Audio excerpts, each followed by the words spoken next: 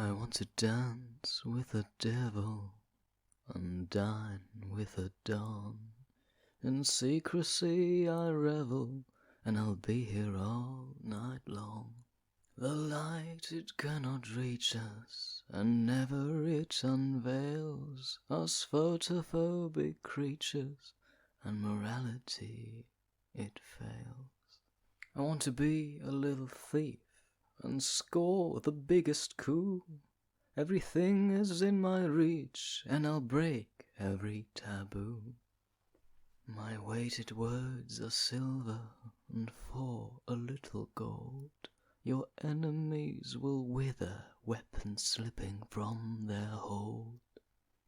It's a lightless endeavor to finally break free, and for a way to rapture innocence, a small fee.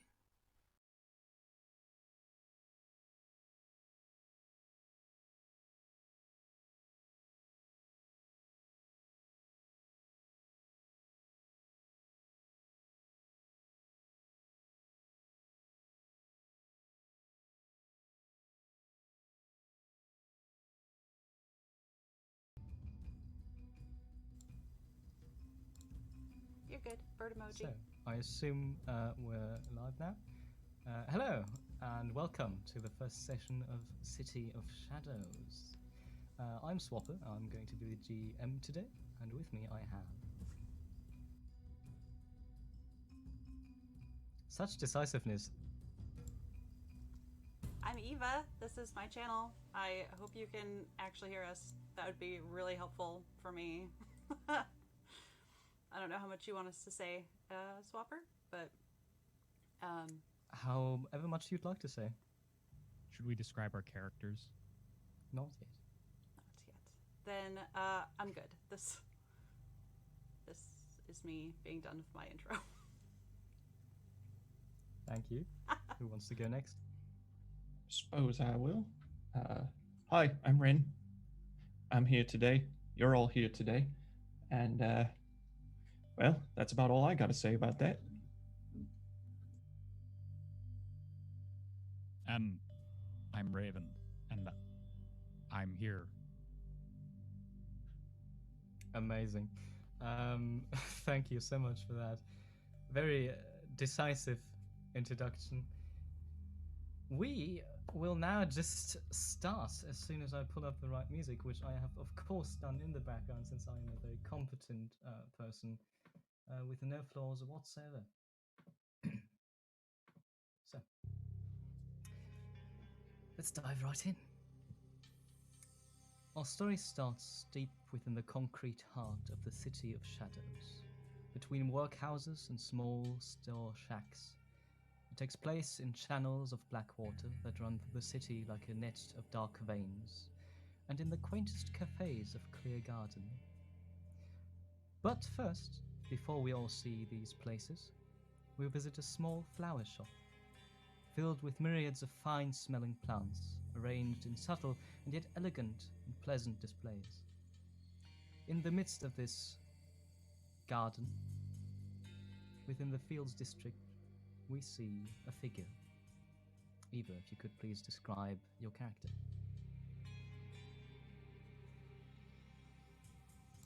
Nothing would please me more. M is a reasonably tall, dusky blue-skinned tiefling with tall, curving antelope horns. She is wearing probably what used to be expensive, but is now slightly worn, jacket, suit jacket, and tall, dark gray spats.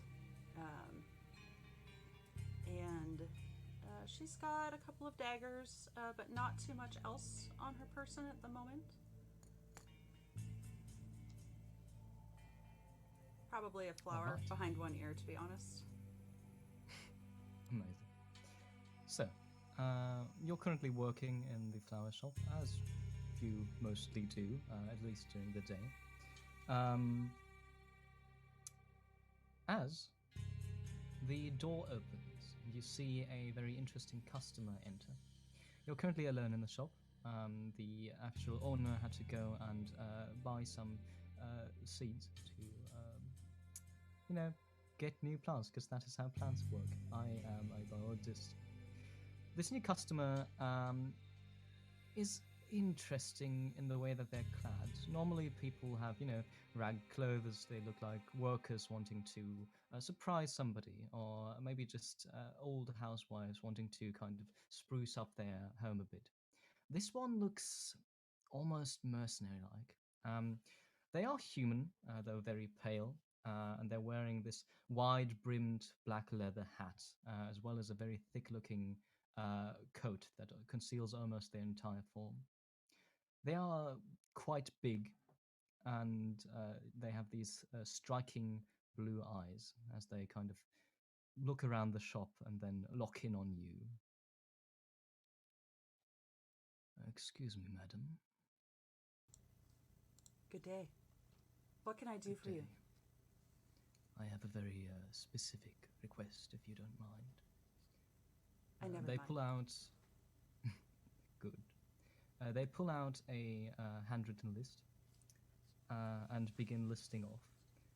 So, at least I would like a bouquet made from monk's hood, yellow carnations, orange lilies, petunias, and the usual greenery. Is that possible? When would you need it by? As quick as possible. I believe I can arrange that. Would you like to stay and wait while I create it, or come back later?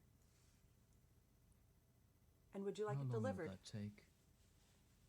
No, I want to deliver it personally. No more than an hour, depending on the care you want taken.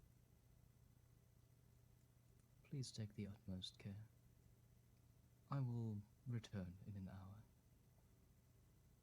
They kind of tip their hat and move out of the flower shop, the door slamming close behind them. Although they're falling, not slamming.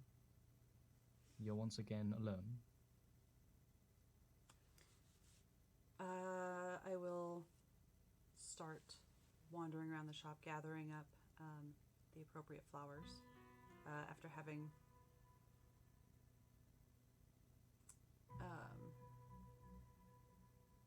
picked out a couple ribbons to wrap everything in.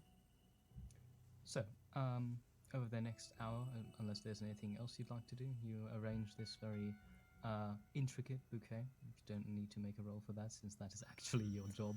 And I presume you're quite good at it. Super good. So good. The best. Let's say you produce a bouquet, and after the hour is over, you would see on the very old kind of grandfather-style clock in the shop's corner that is kind of surrounded by these vines, that they are very punctual. Sorry. Exactly an hour later, the door opens once again, and they come back. Hello. Is the bouquet arranged? It is. I hope you enjoy it. It's just here, and I will push it across the counter for inspection. They kind of cock their head a bit and just inspect it. Make an insight check, please.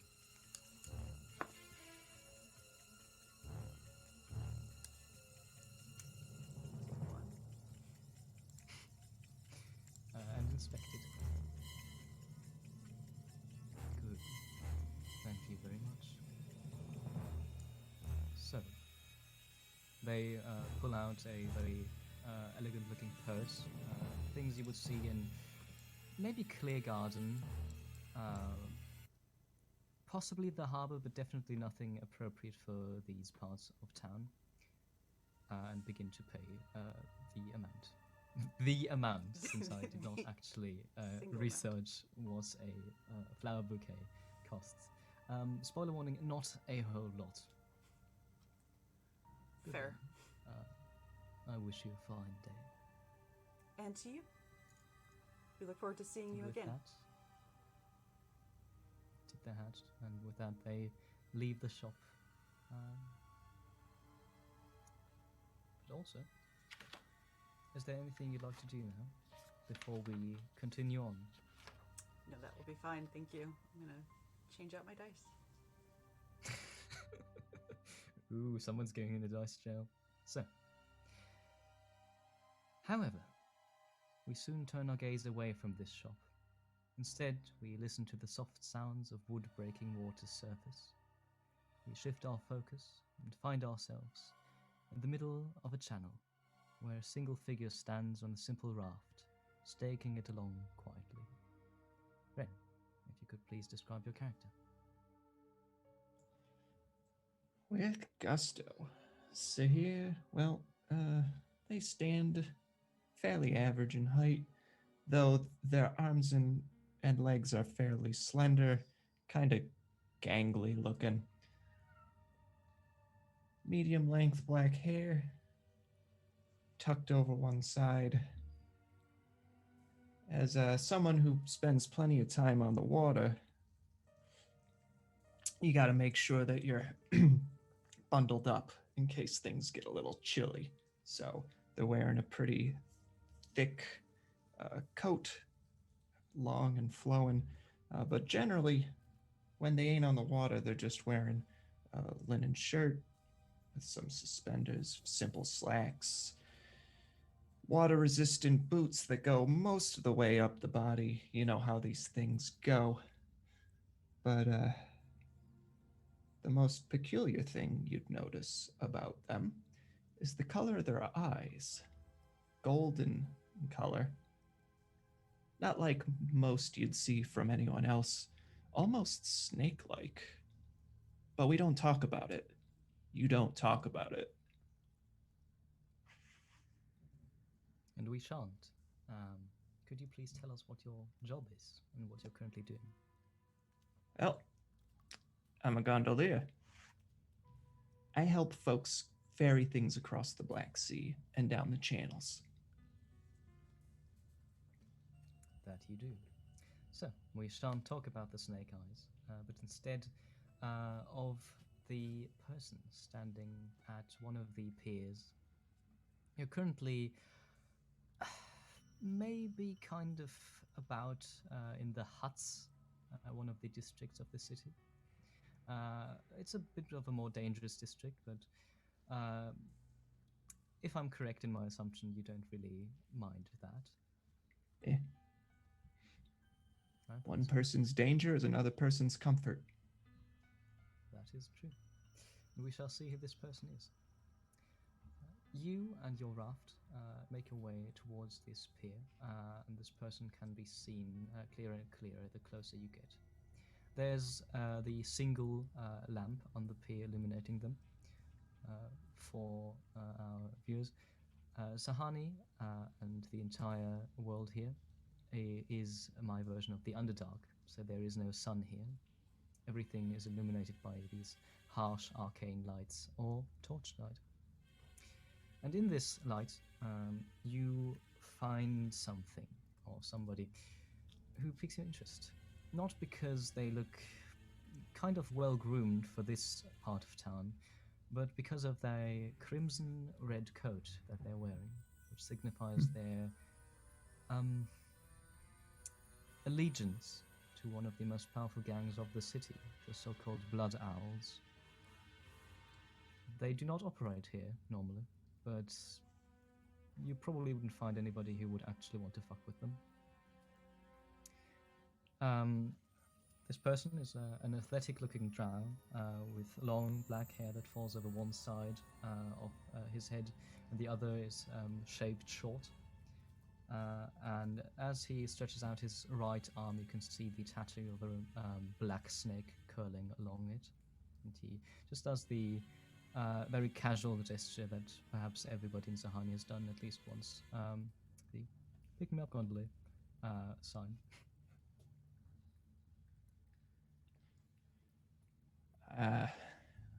I'll slow down. and steer towards the little dock. You lost? Not quite, but I would like to get to somewhere.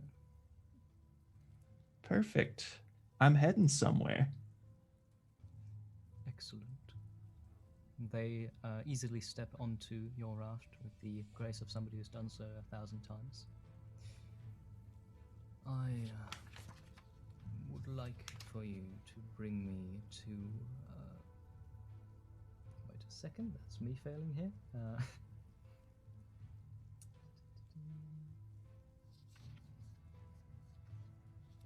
Adrox Net, please. Idirex.net. GM, how far is that from here? Quite far, actually. With a gondol, we're talking half an hour, 3/4 of an hour. Well, yeah, I can get you there. The little thing, though, is a matter of payment.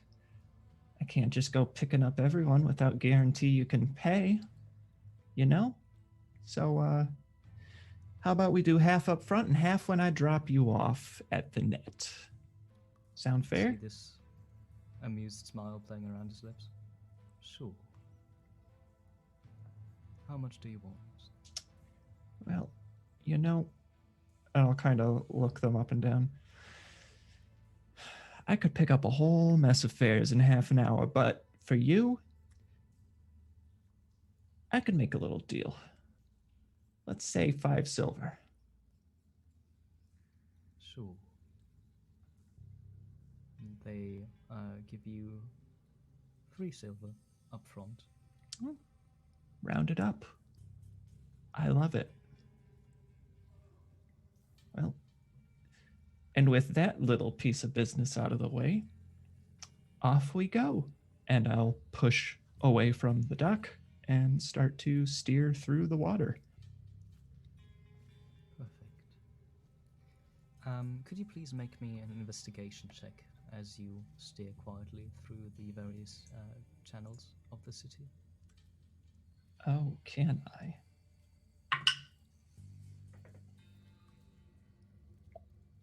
That's a 17. Oh, you can. So, you begin thinking, since this is not a normal occurrence, usually these people would use, I don't know, carriages or personalized transport, maybe even magic to get around the city.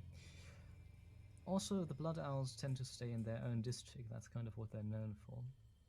But the most peculiar thing that strikes you is the destination. During the traversal, he does tell you the exact address he would like to be dropped off, which is called Shepherd's End 9, which you know to be from your various, let's call it inquiries, to be almost the heart of the Black Lodge's operation, which is the gang that holds Adrox.net quite firmly in their grasp.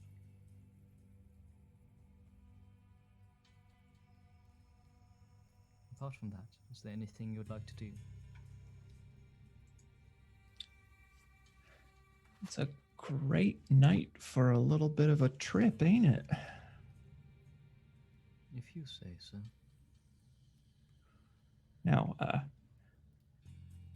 I normally don't like to talk to my passengers, but you got a really interesting look about you, friend.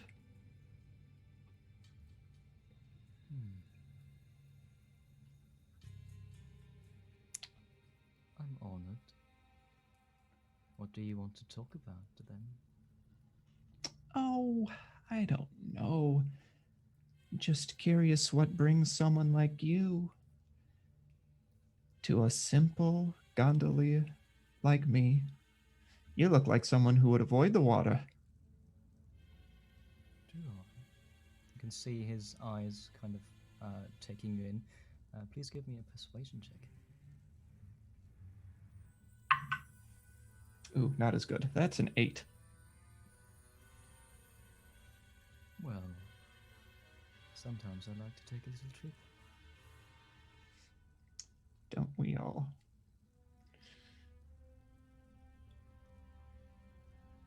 You know, I hear that where we're going can be pretty dangerous. Oh, really? Oh, yeah. Thank you for your concern. I shall be extra cautious. Perfect. I'd hate for anything terrible to happen Yes, to I someone do. so interesting. You flatter me.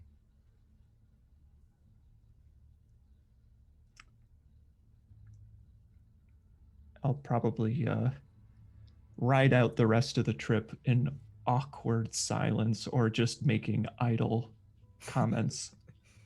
Yeah.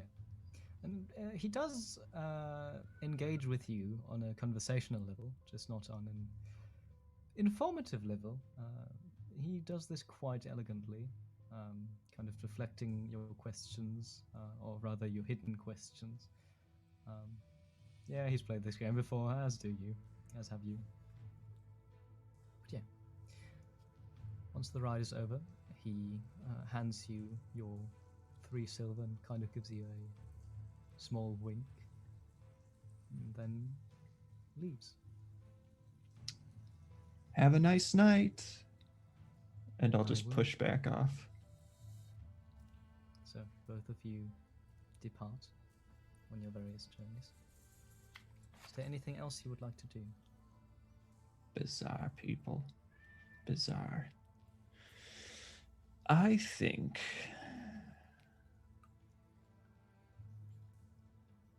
as much as I'd be real interested in seeing what's going on here, I'm gonna just mind my own business for now. Damn it, Cinna. Cats in the distance. That is probably a good decision. And you move off into the night. Which brings us to our last scene. All too soon, we find ourselves pulled away from the channels.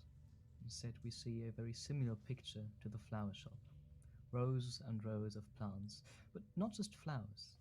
Herbs, vines, even some trees dominate this beautifully constructed and yet strangely wild garden. In the middle of it, we find a large figure. Raven, if you could please describe your character.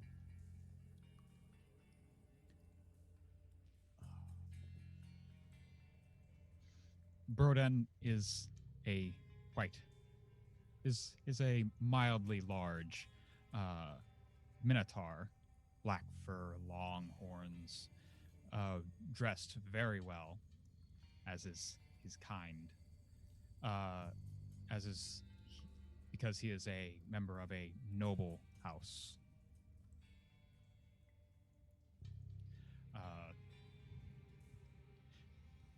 I'm not sure how else to describe physically. That is absolutely fine. I think we can all picture how they look like. So, what is your passive perception?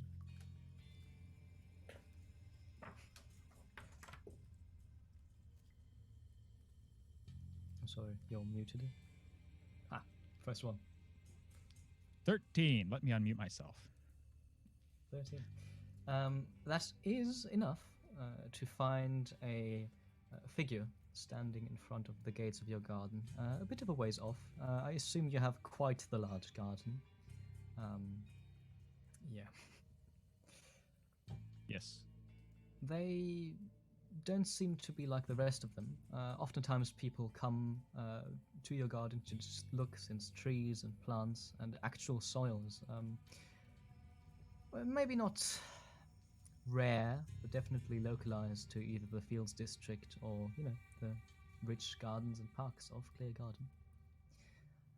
This figure seems to be different. They're leaning there, and you kind of actually catch their eyes as they look directly at you and not at the flowers. So we can actually kind of skip this, are very much the same person that M encountered. Large, brimmed leather hat, leaning against the wall, one arm hidden behind that wall. As they see that you've spotted them, they kind of give a wave and then beckon you over. I think Broden would go over. Good evening. I'm sorry, Swapper, I didn't hear you. Good evening. Good evening. That is What brings a you fine here? garden that you have here. Yes, I've put much time into perfecting my garden. What kind of plants do you cultivate?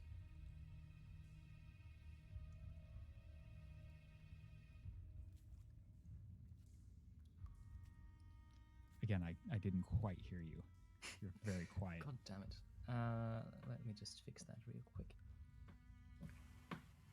Please bear with us. We are having technical difficulties. What kind of plants do you cultivate? Many kinds. Trees, flowers. Rarely fruit. Interesting. Really? Why not? I prefer to see.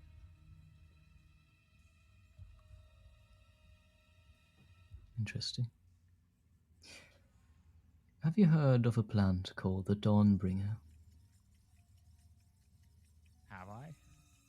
Give me a nature check.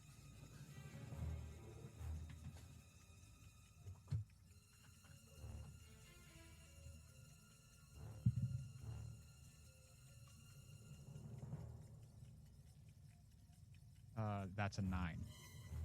No. Not particularly, no. No, I have not.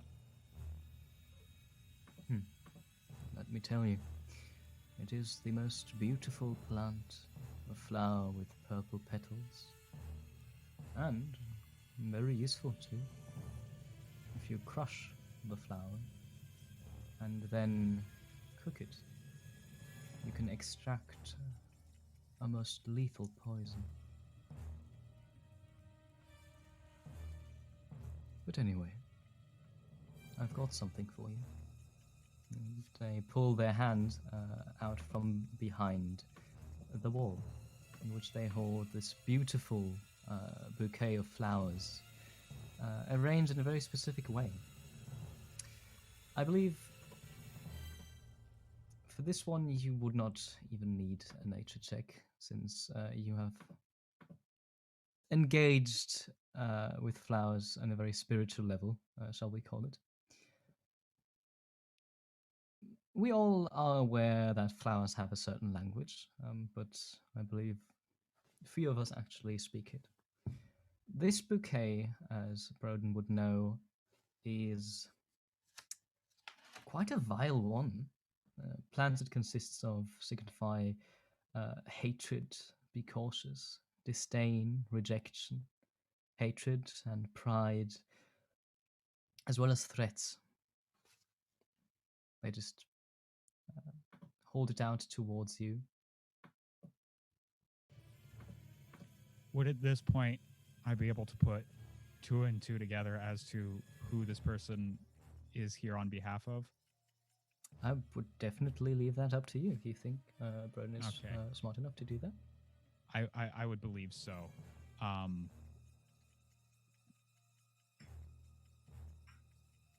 Your threats are not well thought through. I beg your pardon. Your master should know better than to threaten me. But why? Do you think you're untouchable?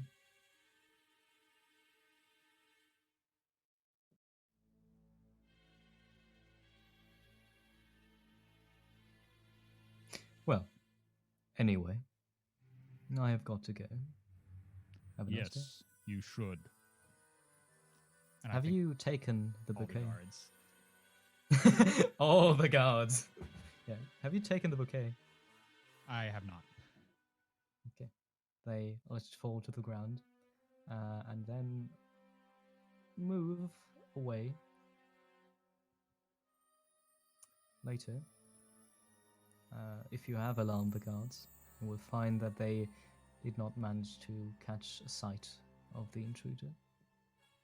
Which is weird, since the garden is kind of very close to the manor.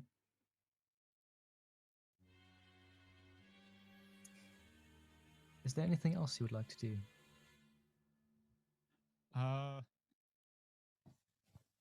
Might might check to see if I would know which flower shop prepared this bouquet. Sure. There was no note, but give me maybe an insight check, since this isn't a check that other characters could make, but you are very familiar with both the preparer and the way it was prepared, and might actually put one and one together. That is a yes, insight. You said, right? That's a dirty 20. Yes, insight. Okay. Yeah, that does feel very familiar, especially the way they are arranged. Specifically, exactly how they're prepared and kind of stacked next to each other. They always do this. It's, not the way you would do it, but it's their job. You know that this bouquet was prepared by M.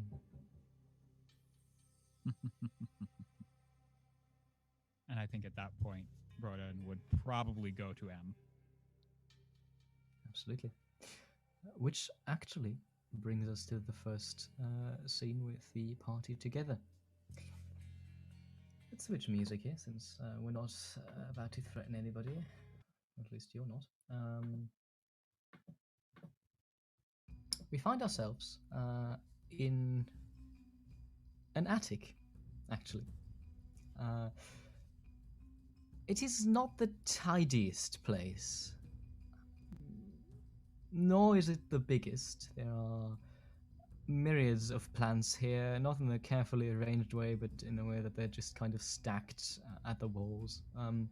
The floors are kind of damp, actually, and the roof is slightly leaking. There's a bucket, and from time to time there's just as the water drips into it. Still, you have a table and a few chairs around it. And I believe you would convene. Now, M, you are obviously here all the time. Well, not here specifically, but in the shop most of the time. Broden, you have made your way over to the shop after your discovery.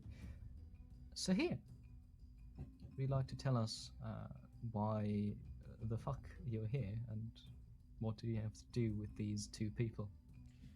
You know, that's an excellent question I ask myself all the time.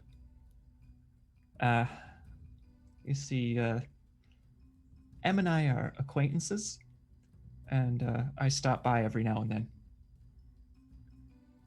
And, it's better to have friends than none at all, right? Sure. So, let's say you are all sitting at the table, drinking your beverage of choice. The scene is yours.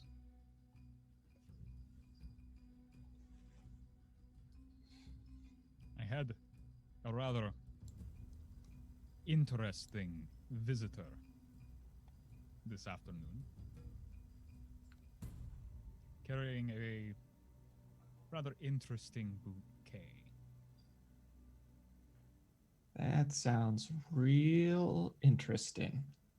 It does, actually. What was the bouquet? Broden would list off the flowers Ah. I did not know that was for you. What, so you're giving flowers to them? I did not. I just made it. I trust it found you in health. Found me in my garden, although I was healthy. And I'd made sure not to actively touch it. It's wise about most things, actually. At a guess, it came from the person who requested it was probably a former acquaintance. A good acquaintance? It was quite the bouquet. Yes. A bouquet of veiled threats and warnings. Oh, I didn't know you could actually make those. There are cultural reasons behind why each flower is chosen for its purpose. This one was an interesting collection, most likely ordered by my former associates, whom you assisted me with learning their true nature.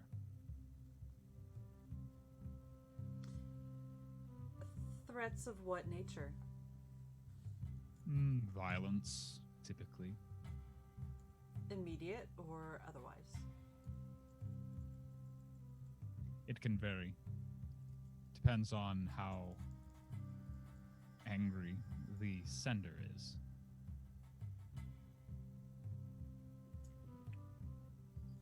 It also depends on how fun it is to threaten the person. If they think they can watch you squirm, maybe they'll give you a little bit of time to sweat under the collar. You do sweat under the collar, right?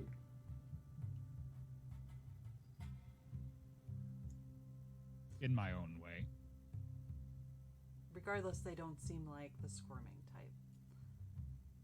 So what do you intend to do about this visitor?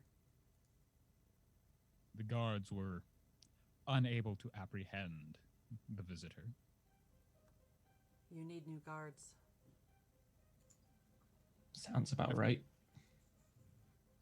However, considering this particular group's methods of travel, I'm not surprised. Sewers are hard to navigate when you don't know them. Must we with the sewers again?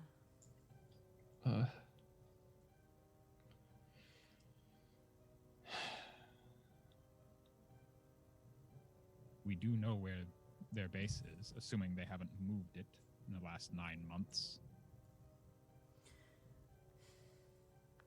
A tip could make its way to the night guard, assuming that they haven't moved.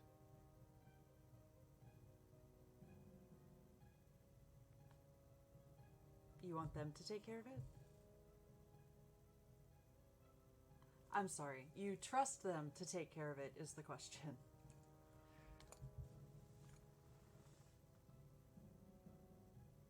I assume that they would be appropriately, needlessly brutal about solving the problem, as is their want. How would you rather solve it?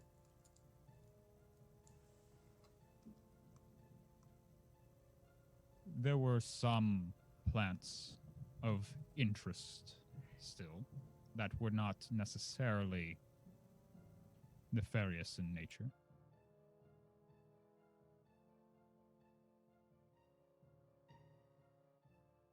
Theft and fire, I believe, is the terminology, although I could be mistaken. Theft and fire. Now you're talking my language. Sorry, I spaced out for a moment there. What are we doing? theft and fire?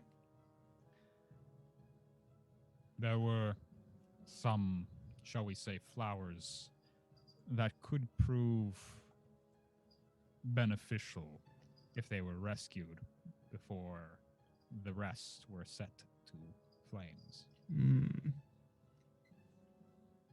And there are some that would fetch a fairly high price to the right purchaser. Oh. There we go. All right. I can get behind that. I'm like reclining in my seat, balancing on the back two legs. It is probably very unstable. I would watch yourself. It's a 3-legged chair. I can handle it. I do it all the time. I've probably broken a few chairs at this point. This is the point where we would normally ask for dexterity saving throw, but this is a comedy game. It's a comedy game. This is not a comedy game.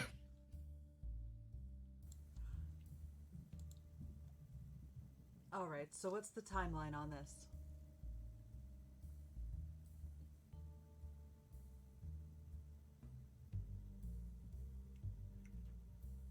Well, assuming they haven't moved, we could reach their hideout quickly.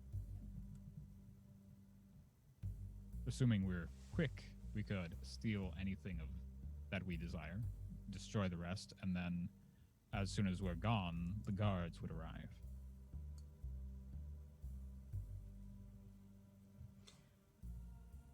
Not to distract, but I'm still waiting for you to mention how well crafted the bouquet was, because that was probably my best work this week. Oh, with this again. Art is art, Sahir. Flowers are flowers.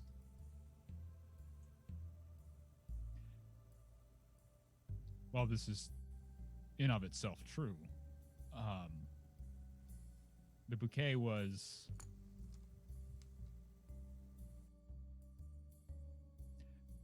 easily identifiable.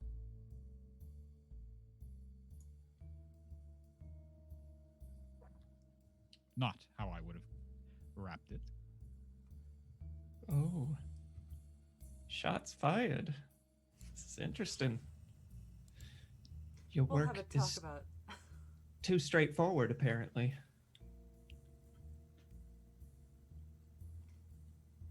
We'll have a talk about the details later, I think. Had I known it was going to you, well,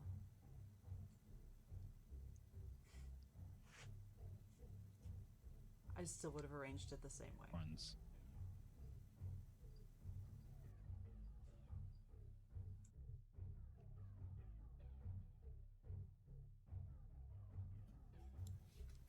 So, sorry, go on. I was just going to heave a heavy sigh, honestly. That's a mood and a half. But unless there's anything else you would like to desperately discuss, let us move on. Now, this game differentiates from normal D&D games in a very important thing, which is normally you have combat, exploration, social. This game has another pillar, which is called management, during which you not only manage your resources and what you have, but also grand kind of city-wide things like big investigations, multiple heists at the same time for when you are much more high level than level 0, since I don't believe... anyway, this is, I believe, your first management part. What would you like to do now? What is your goal? And how do you prepare for that goal? If you prepare smartly, there will be not only lowered DCs, but also obstacles that would have been there that just aren't anymore, as well as certain options that you can take that will benefit you. However, if you don't, you might make it more difficult for you. So, with that in mind, what is the goal, and what would you like to do?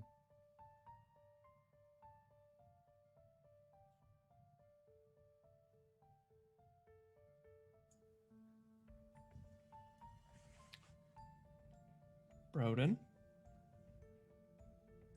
Looking at you. The goal, I suppose, would be to acquire certain plants that have healing properties that they were trying to use for, let's say, afterlife healing. Can you maybe just say it a little more plainly? We're all friends here. They were attempting to use certain plants to resurrect the dead. Ah, Not true resurrection, not restoring the soul to the body, of course, but healing the body and keeping it moving. that's some real storybook shit there. Successfully, or Well, restoring the body to a lesser degree, with more time, I could ensure that it's not the afterlife part. what does it look like? It depends. There were a few attempts. There was a mushroom that was particularly effective, spreading its spores. Now Great. wait a minute. Wait a minute. Rodents. We were talking about flowers, not mushrooms. Completely but- different things. True. Yeah. From a certain point of view. In that you can eat both of them, I suppose, but Grow them. They are plants. I mean, Uh, sort of. But okay.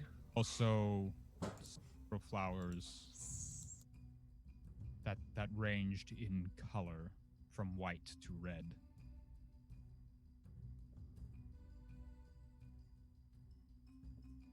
That had varying degrees of success at different things.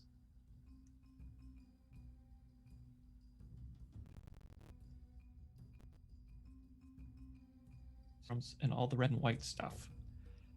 Not all of it.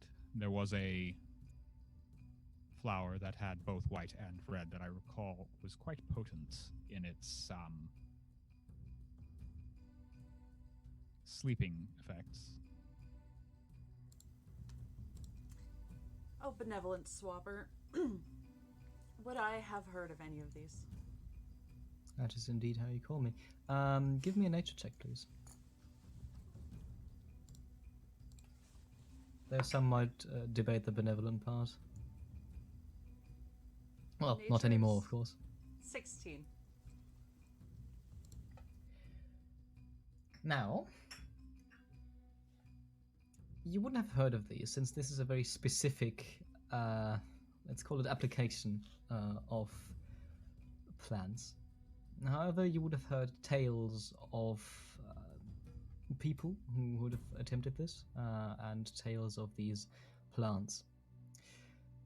You're not familiar with them in any way that would be useful here, since most of what you know, even to you, would just sound like absolute crap, and honestly probably most of it is, but some sparks of truth may be hidden in there.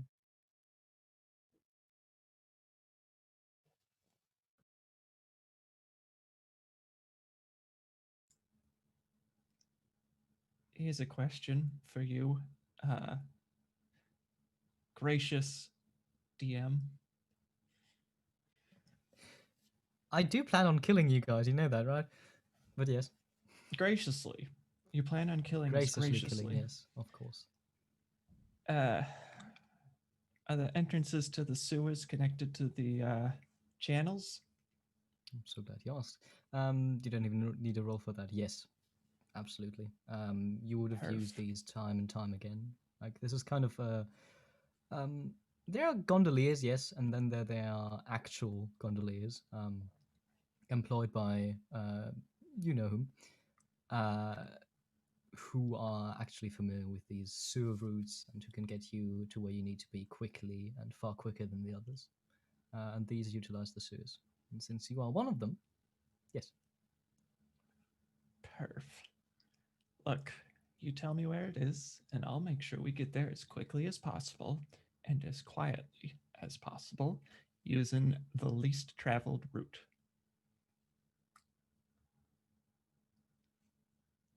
Likewise, I have familiarized myself with the undercity passageways.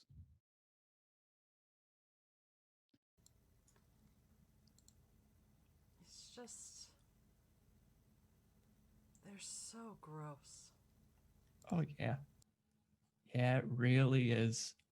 That's why it's going to be so much fun to make you go. I hate it when you say that. I never get tired of saying it.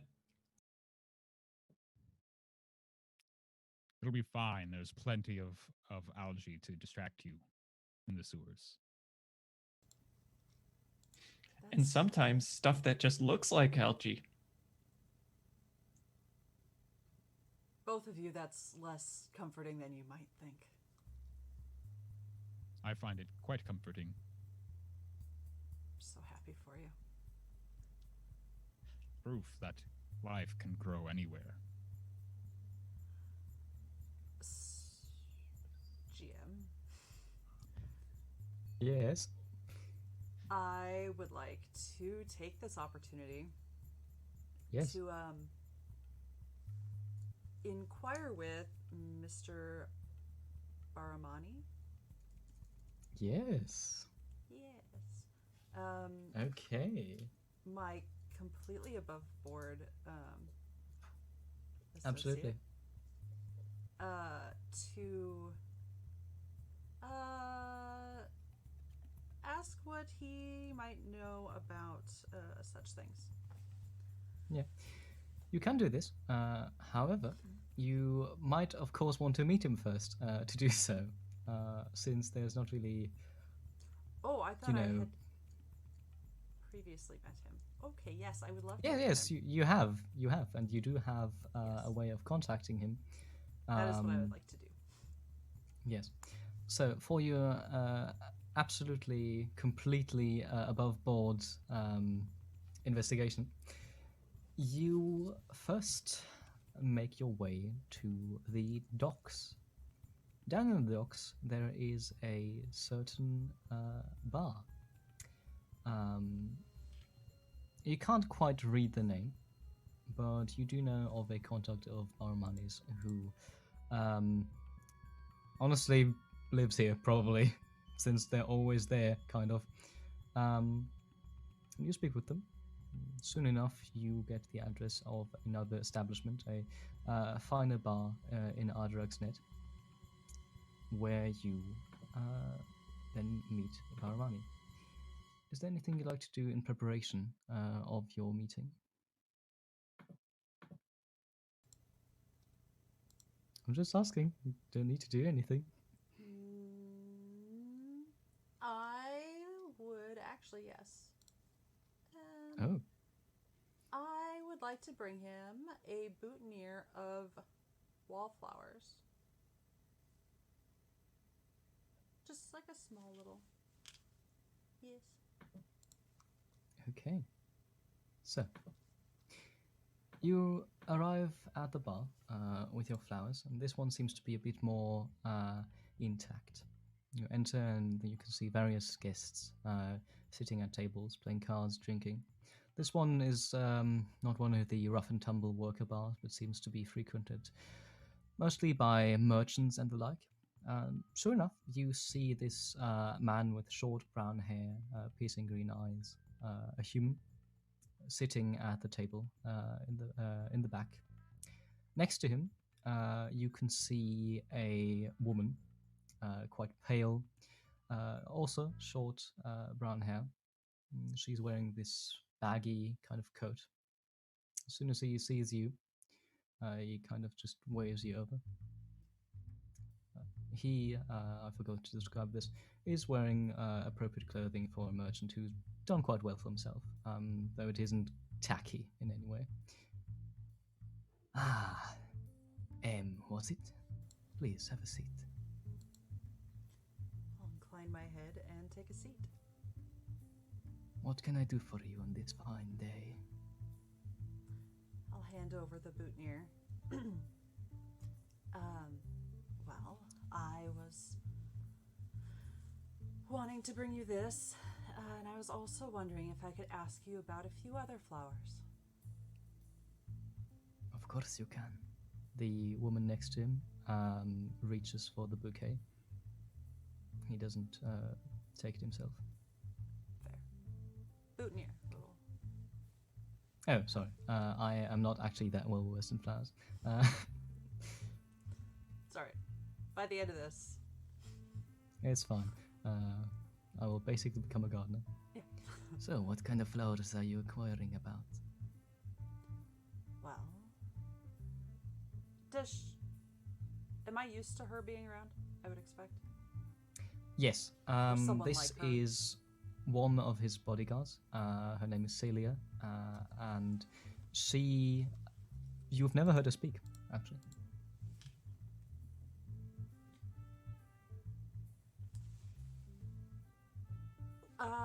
I have heard that there might be some trade in unusual flowers and mushrooms. And I will relay exactly what Broden told me. Yes. Interesting. What do you expect of me? Well, I am looking for assistance in any knowledge you might be able to share. I do not currently have the knowledge you're asking for, but I am sure somebody of my connections can dig something up. Now, as always, the question is, what can you do for me that would make that worthwhile? I expected nothing less. What would you like? Well, What would you surprise me. like in fair trade? Sure. Let's say I have a contact who needs a favor. Something delivered that is a bit more dangerous than your usual goods. The contact or the goods? Well, both, of course, but you would only interact with the goods. Give me their information and it'll be done. Absolutely. So, he gives you the information of a... one second, please. Hideout, in which you will find a person called Nick Harper.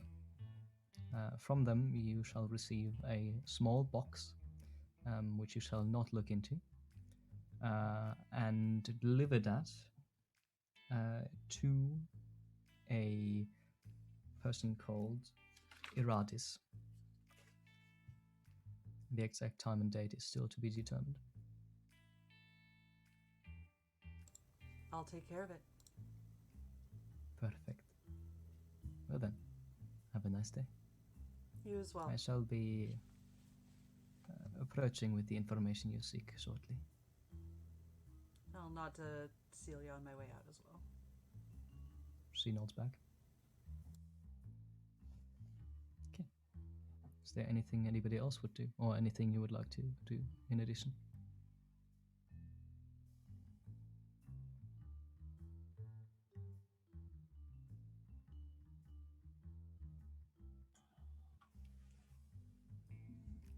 Well, since M decided it was perfectly fine to leave the two of us here in the attic by ourselves, unsupervised. Broden, you want to goof off a little bit?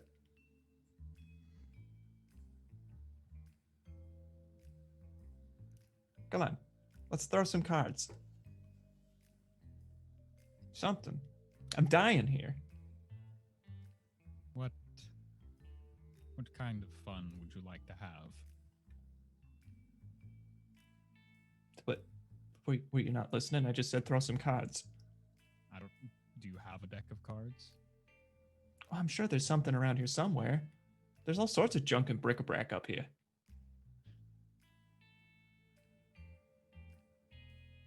All right, fine. If that's not your speed, how about a knife game? And I pull out a dagger. No? Oh, God. All right, fine. We'll just do business, and I'll just pull out a map of the city. You mark the hideout down here, and I'll just connect the dots for the trip. Gosh. Such a stick in the mud. Oh, pardon me.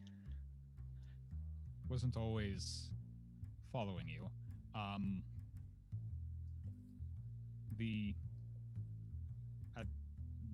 That is where their base was when last I visited, when you followed me there. Uh-huh. Oh, yeah, that place. Real lovely. Okay. I can work with that.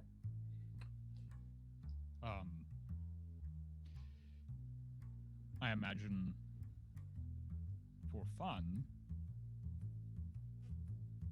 you could go, if there are DM, wonderful DM, gracious DM. Yes, shut up. Are there like, if in this attic, are there like rows of flowers that are being like kept aside from the main stock? I don't know. M, are there? It's very much your space. Okay, seem to be. As far as fun goes, you could rearrange the flowers in any manner that you'd like.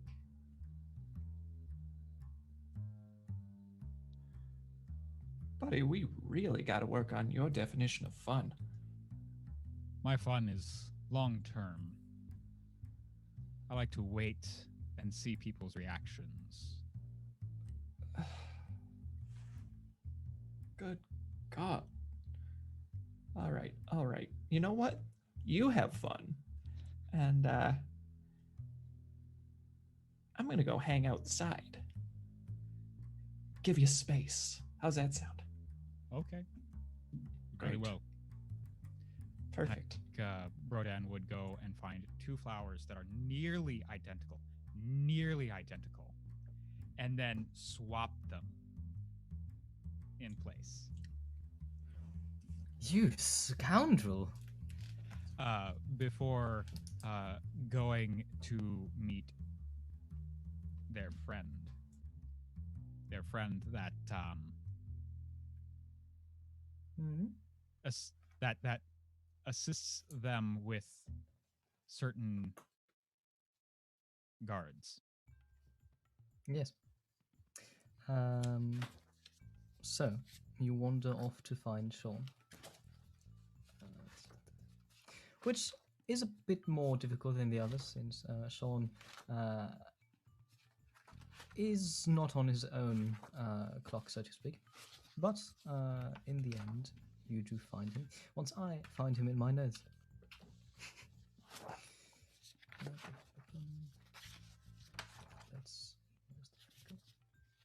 There.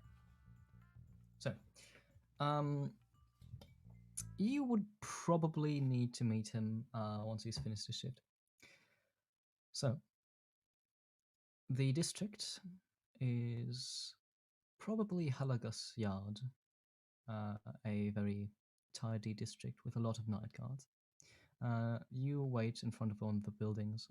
You do get a side eye sometimes. Minotaurs are not that common. But your clothes are probably what brings you the most glances, since the people in this district aren't rich per se. After a while of waiting, you do find this. You do see the door opening, and wearing a black suit that seems to trail shadows behind it. On his hip, a single baton that exudes the same properties. You find a young half-elven man, currently joking with another night guard, kind of weirdly tanned, if that is even possible down here, with this luscious blonde hair that kind of goes down to his shoulders. Once he sees you, he kind of sobers up and walks over to you. Hi there. Haven't seen you a bit. My apologies for that. No, it's fine. Do you want to take a walk or something? Yes, I think it would be best for us to discuss this on the move, shall we say. Sure. Is this one of the secret stuffs? This...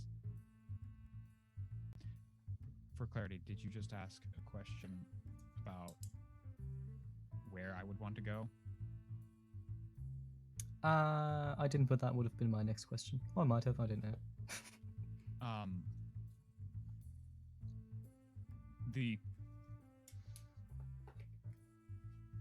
There's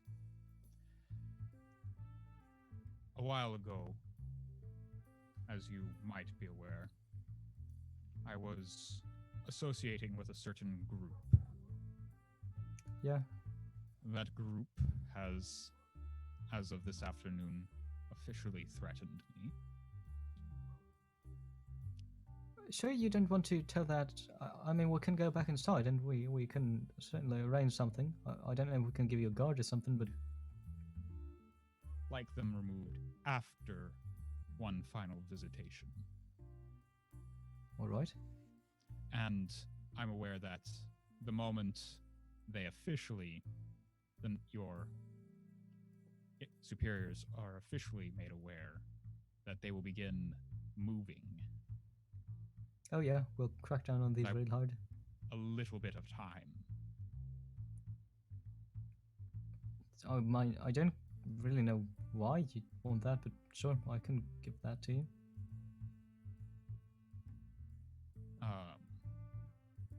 There are certain bits of research, shall we say, that would prove beneficial to the city as a whole if they survived, and I'm aware that the Night Guard is not exactly prudent in what it burns. I mean, sure, sometimes, but you've got like specialized units and such, but probably, yeah, you're right. All right, I'll keep them off your back for a bit, as best I can. Mm-hmm. And I think at that point, Brudden would relay where to find that organization in its headquarters and how much time they think they need. Yeah. All right, then probably do it within the next, 5 days or something. I don't know if I can keep them off there much longer. We were planning on doing a bit of a city sewer delve. Currently things are... I mean, they're not calm, but they're definitely calmer than they've been in a while. So get on with that, and good luck. Don't die, I think. Thank you. Anyway, I've got a bet going on. I need to go and beat somebody at cards severely. So goodbye. Do you want to come with us, or?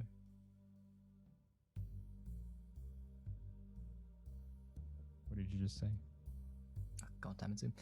Do you want to come with us, or do you just leave now? I would just leave them. All right.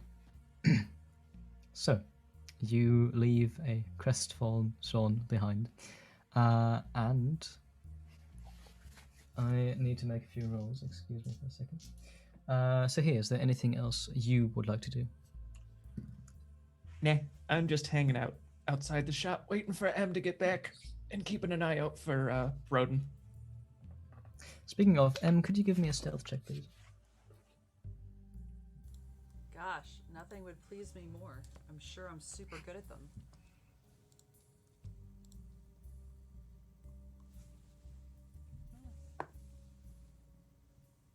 Nine.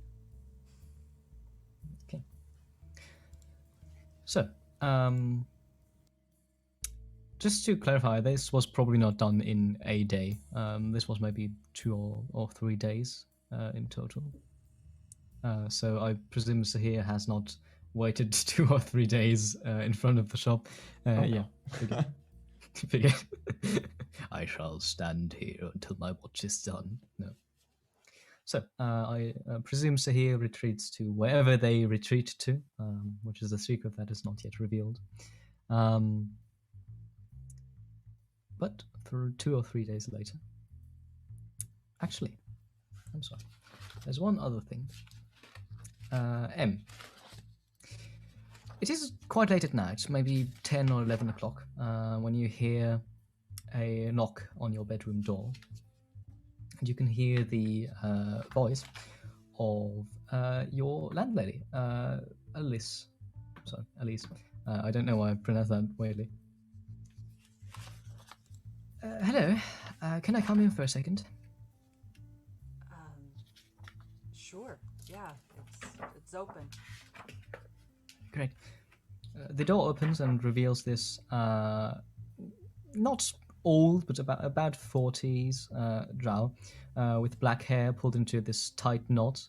She's quite muscular actually, and is still wearing her work clothes. And she has an envelope in her hand, a very white envelope, and she kind of puts it on your nightstand. This was delivered here for you. It's got your name on it.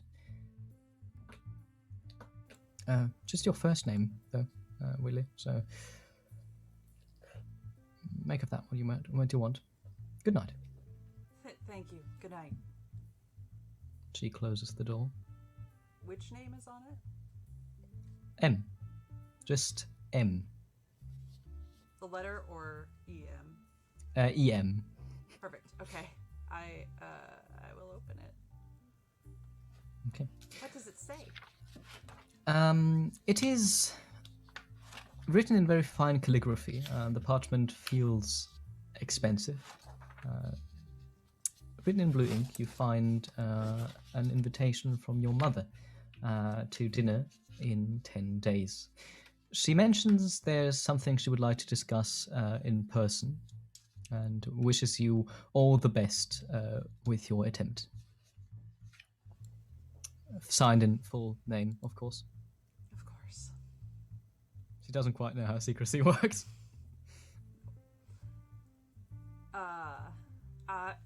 I will read it twice and then give it a good half crumple and leave it on the desk. Okay. Good. So, 3 days after our initial, let's call it, adventure, you find yourself once again back in your room. I'm being very generous with that description. You have all prepared your various things. And M, you actually did receive another letter from Baramani. He has got the names of these plants and the prices written down there, as well as the written affirmation that he would be willing to take these off your hands should you ever procure them. It's quite a hefty amount, even for one of these plants. It's not bad. I will share that with the group. The fact that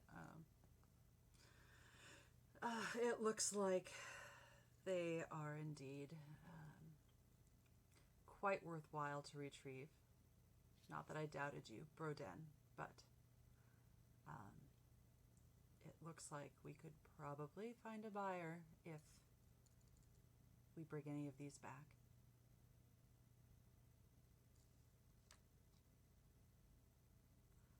Broden, Yes. am I correct in assuming you want some for your private collection? A certain flower or two would not hurt. Just checking. Let's see what we find, shall we? Yes, of course. We are, of course, assuming that everything goes to plan, which rarely happens in such ventures as ours. I have no idea what you're talking about. Everything always goes perfectly. Yes, that's why we're sitting here in an attic discussing things. All right. In the background, we can just hear. I'm still waiting for M to notice the flower change. It's not that you didn't notice. It's something at the back of your mind has been bugging you, but you just can't find out what. It's like the thing I do when I break into somebody's house and just move all their furniture by 0.2 millimeters.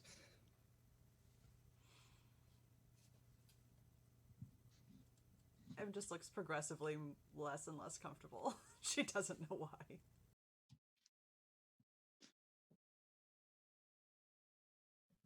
So, is there anything you'd like to do finally before the heist begins?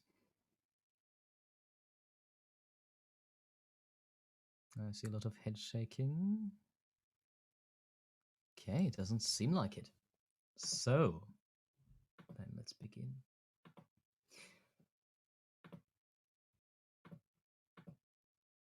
When would you like to begin? Time-wise, I mean. How about soon? I was talking time of day, actually. Late evening? Wait, no, it's always dark though. It's always dark, yes. Still, So what- people maintain mostly the same sleep schedule as we are, with a lot more night owls there. I would leave this to your discretion in terms of what sewer traffic might be like. Not a phrase I ever wanted to use, but here we are.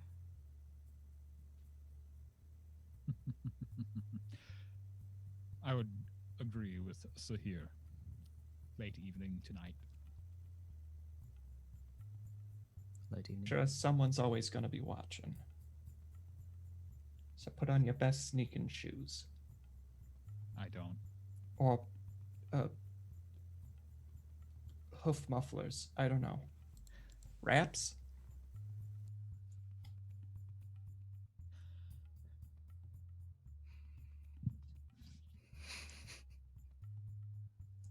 Or Right. just let me do it. Yes, let them do it. All alone. Sadly, there was no affirmation. So, you venture out, I presume, on Sahir's very own raft. Naturally.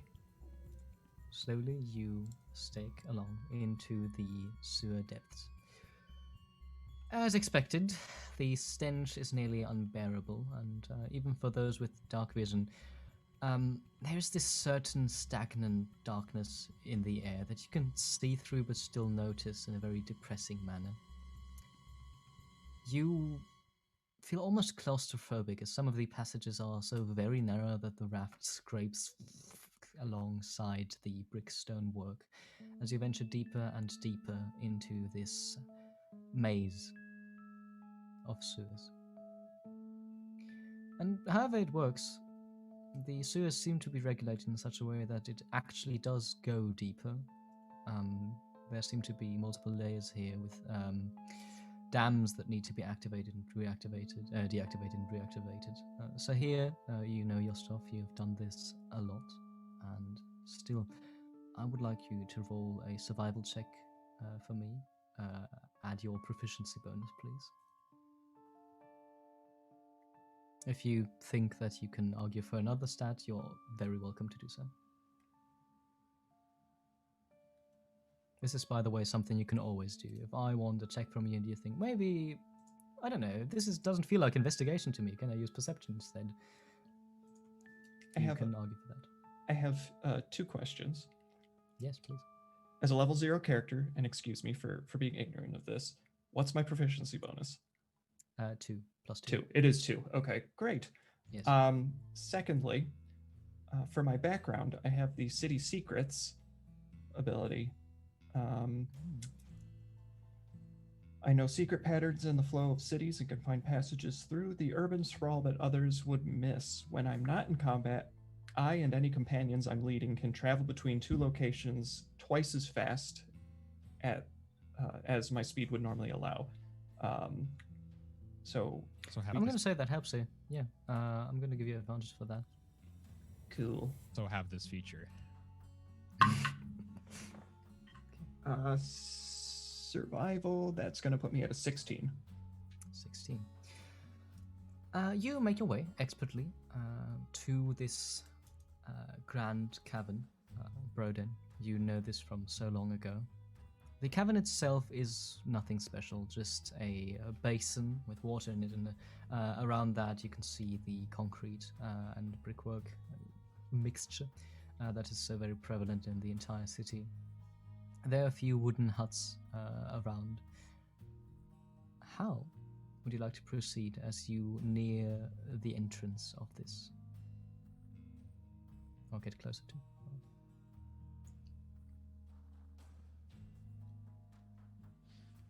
Well, we can't necessarily go piloting a craft into the middle of everything, so well, this is where the ride stops, friends, and I will halt the vehicle. Yep.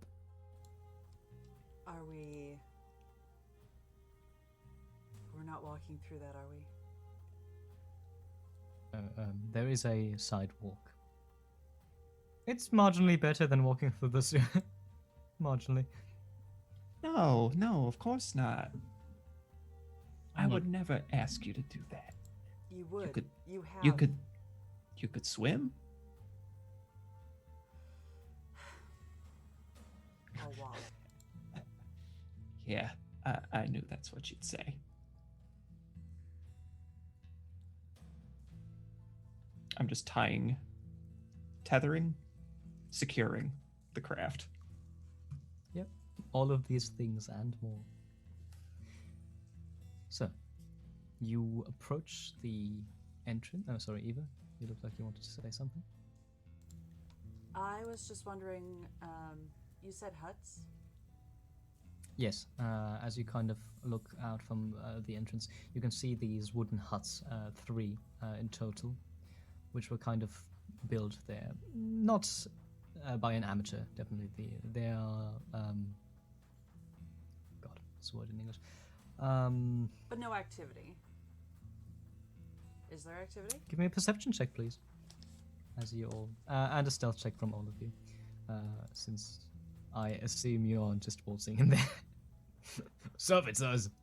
Okay, I'm gonna 500 do crossbow bolts later. perception first, which is 18. 18. You find no trace of activity anywhere. 15 stealth for me. Okay. 5. I rolled Amateurs. a 5 on stealth. I got a 20 total. Okay. That is, with the way I do stealth checks, I will use the group average, because somebody's always going to be bad at stealth, and it's kind of not really in the sense of the activity if they're just going to always fail, no matter how good the others are. So you're actively helping Broden. I don't know if you did put on hoof mufflers or not. That is something I will leave up to imagination. Swapper, Yes, would you mind checking the Discord super quick? I am sorry. Yes, absolutely. This is actually a good breakpoint, and we will pick up with the infiltration of this particular establishment in 10 minutes, 15 minutes, some amount of minutes. So, goodbye, and see you soon.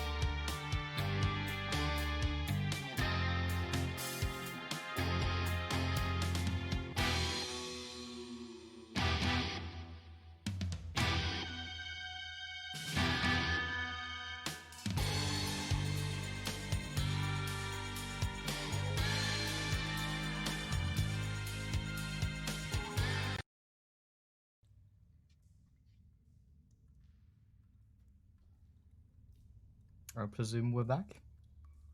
It just never gives me a distinct signal, so I just have to sit here for 5 seconds looking like an absolute idiot. Welcome back. We left off in the depths of the sewers of the City of Shadows, where our three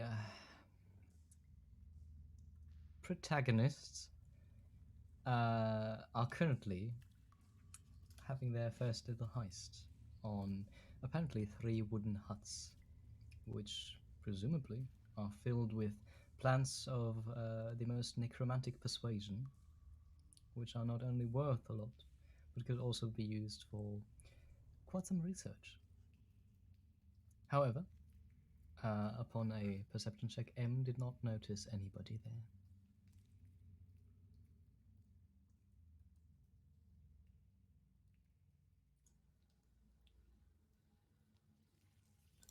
All right. Please, Sahir. By all means. Oh no, no. I'd hate to step on your toes. Please. You know where we're going, right? The worst thing that will have been on them today, but the huts, is that Roden? DM, is that where we're heading? Yes, indeed. Yes, that is the general direction that we should be going. To be fair, you also know that there would normally be a lot more people around here.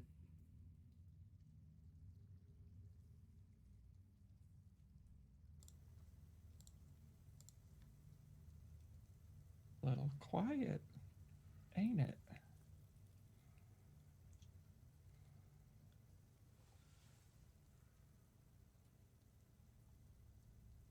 It is odd that there is no one around.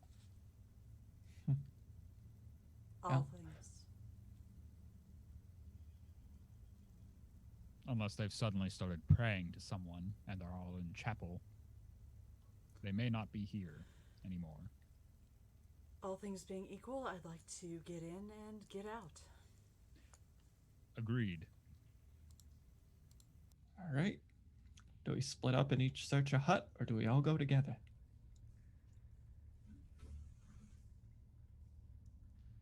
Don't all volunteer ideas at once. How large are the huts? Like, They are maybe 4 or 5 rooms large, which, you know, is a very exact measurement, but perhaps let's stick together if this is... Would I be able to indicate which hut has the flowers we are searching for? all of them, normally. I think then Broden would, looking around, just like aim for the hut in that they have in mind. Absolutely. Now, give me an investigation check, all of you, please, as I presume you are going to inspect your surroundings.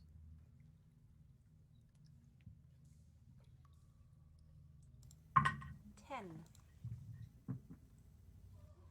Lucky me. That's a 20. Ooh. That's an 18. Okay, so all in all, you managed to do quite a good job of searching these huts. The first one is completely empty. You find the print of what seems imprint in dust, which seems to be boxes which once stood here.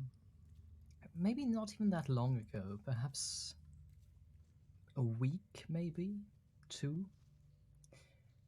You find signs of people that did live here. Things like crumpled, the rest of the food, breadcrumbs, and so on and so forth. However, there seems to have been an effort of erasing these tells. You do manage to find them, though. There is no plants in the first hut. Upon arriving at the second one, you find a scene. There's a large wooden room in this hut, and a nightstand like table. You can see a glass on that table filled with water and a plant in it, a black rose. Next to it, you can find what seems to be a plant, a flower, but its petals have been ripped off. In the middle of the room, there's a single chair, and upon that chair, you find a corpse with long, luscious hair. Outside of his midnight silk uniform, you find the dead body of Sean.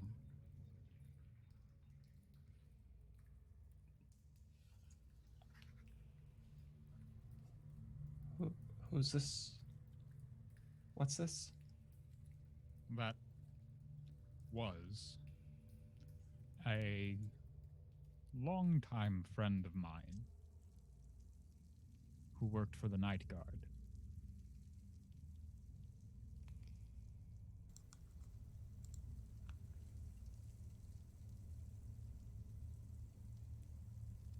A close friend? Is this another message for you? Likely.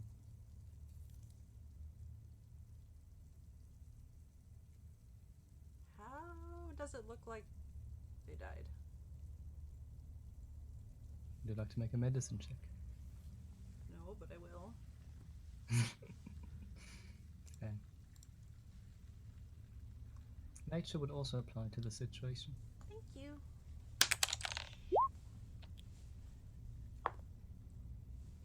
That is a 16. 16. Somebody else roll something, or was that my imagination? No, it skittered off the thing. I had to use my other dice. Okay. You quickly identify the signs of a strong poison. The eyeballs are bloodshot. There seems to be no kind of other exterior injury. He just seems to have expired, and you can see his face contorted in a grimace of pain.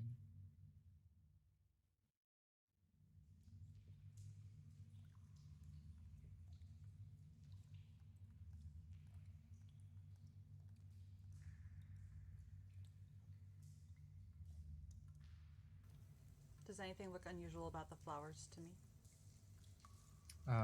With 16, I mean, I presume there's nobody who doesn't know what a black rose means. It is a harbinger of death. The other one... But I mean, it's with natural, it's not... No, it is natural, yes. The other one's petals are ripped off and nowhere to be found, though.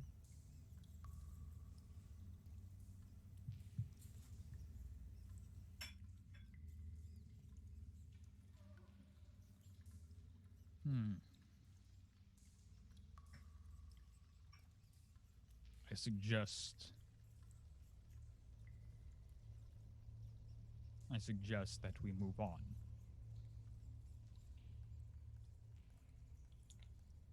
Don't have to tell me twice. Come on now, let's get out of here. Broden would like, if possible, to lock the door behind them to This that is not particular possible. room. Oh, you can close it, but you cannot lock it.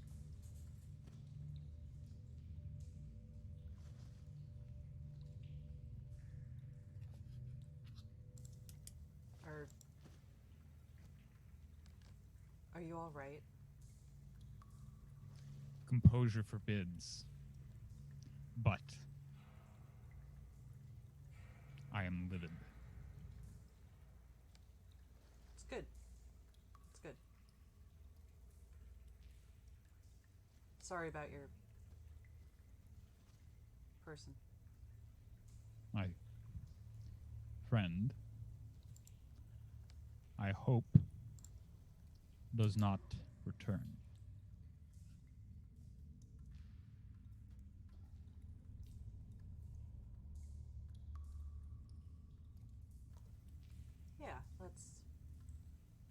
Do you want to set him on fire?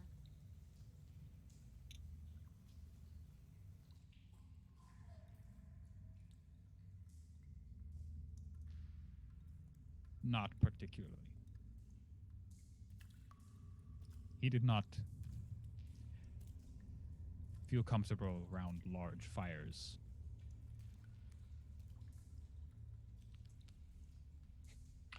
I'm sure he wouldn't mind right now, but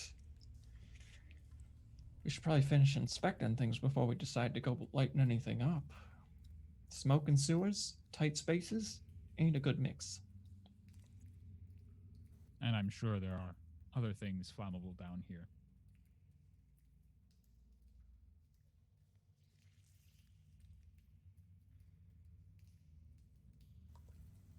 So, moving on to the third and final hut. This one seems to be a little bit less tidy. My apologies. You can see empty crates have been stacked here, presumably the crates in which whatever plants you're seeking have been stored, or have been stored once.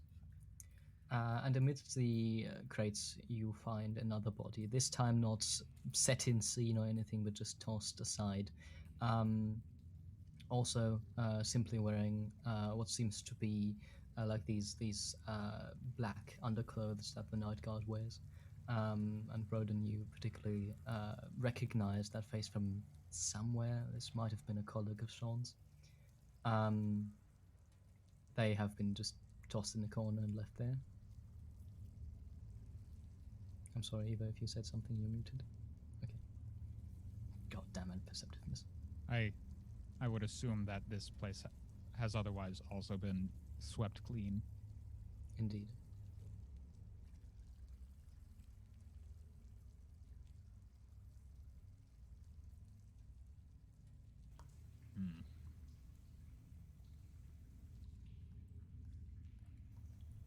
It's like we're a little late.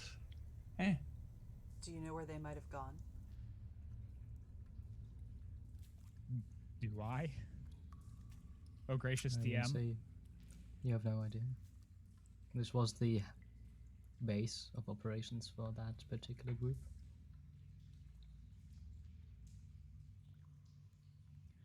I recommend we leave with all possible haste. I won't argue.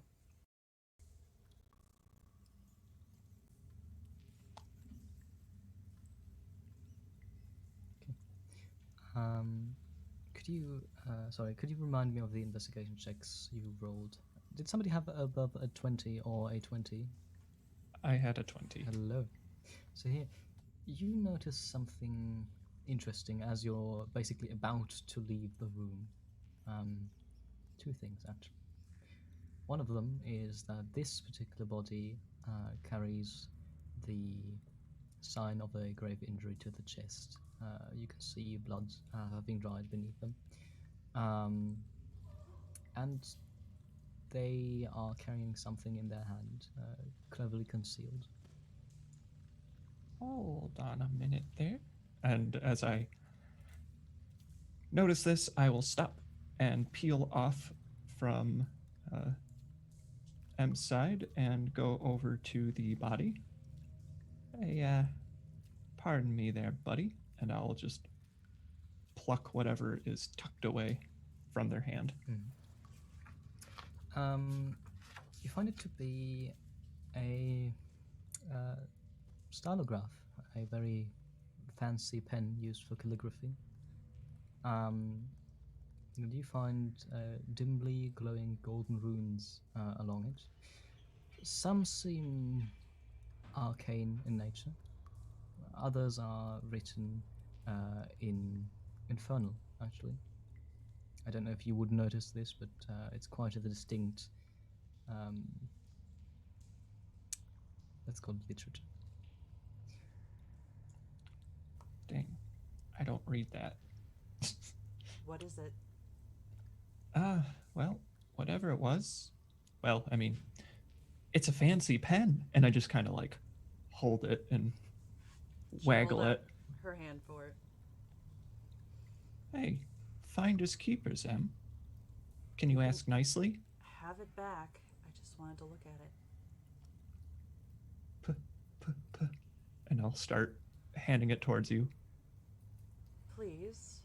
Perfect. And fuck you. Also perfect. And what does it say? You can't read the arcane runes, obviously, but the infernal says, "In the darkness you are my light. For once, let me be yours."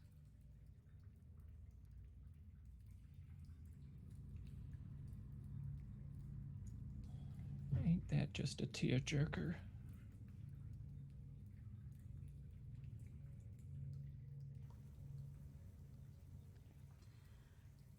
Well, she'll hand it back. You're Thank right, you. that's something. Yep. Whatever it was worth hiding. Let's get the hell out of here. And so you do. Now, nobody seems to be following you, as far as you know. And you make your way back to wherever you want to go. As the night comes to a close, and the morning sets in. Anything you'd like to do? How does that work? Like, do the arcade lights actually change in intensity? It's No, just... they don't. It's just the clock says it's morning now. So it must be morning. Dimming the lights would be a waste of time and energy. Or so the city says. What do you say? We all go get something to eat, yeah? How do we smell? Terrible. Who cares? It ain't our problem.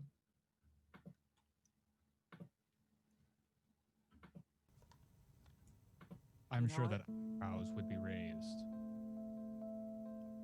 Not in the right places. I could be persuaded.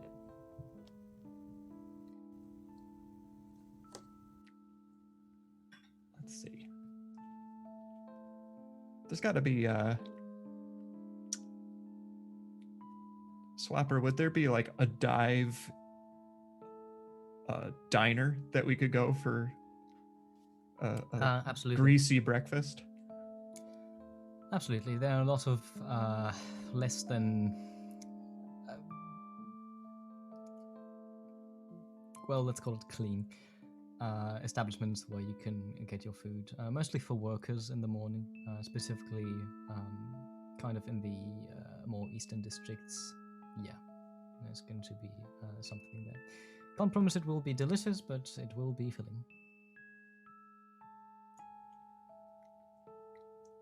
Yeah, I just figure it's probably best if we go someplace a little more public just to decompress after a little bit of an evening spelunking, you know? Do you have something against the attic, Sahir?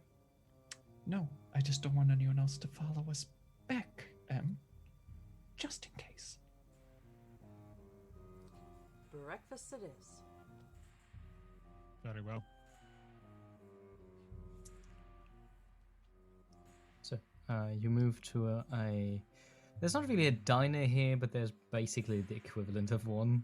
A restaurant, since that's the probably least offensive word, in which you can get a breakfast.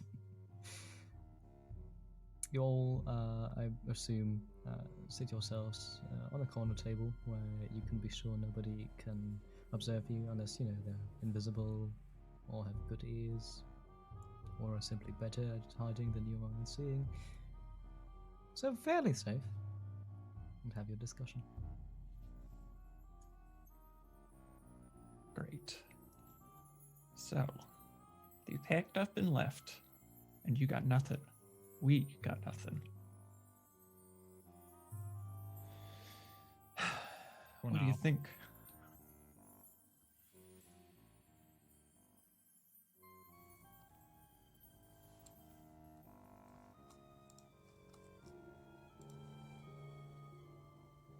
DM, would I happen Yes. to know like the names of people in the group? Would you? It's an excellent question. I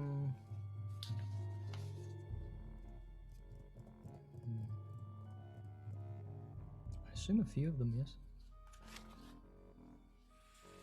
And would these names be like their actual names? Like, would Broden have believed them when they said, "Oh, my name is"? Those are very different questions. Mhm. I assume Broden would have believed them at least at that point in time.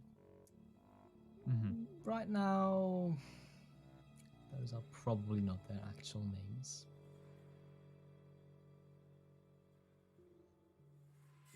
And I assume that they were wearing like disguises or kept their faces hidden, so I couldn't like. Not at all, no. Okay, so You could definitely go out there and just see if you get lucky, if you recognize anybody.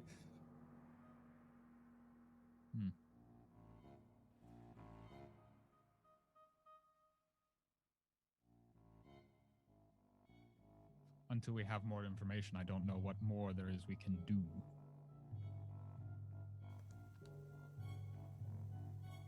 Who was your friend helping you with this group in any capacity, or? No. My friend was my door to the Night Guard's activities.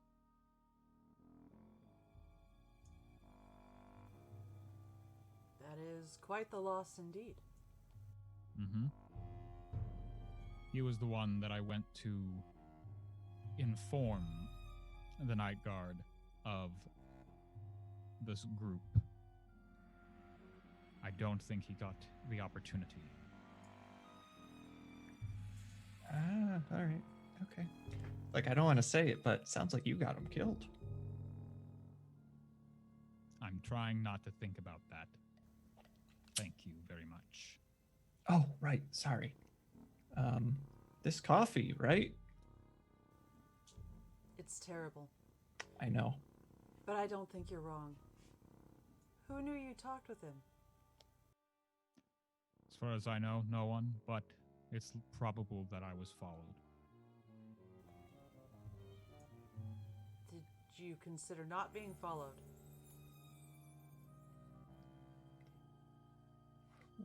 When Broden says he was followed, my eyes just fall into my cup, and I just kind of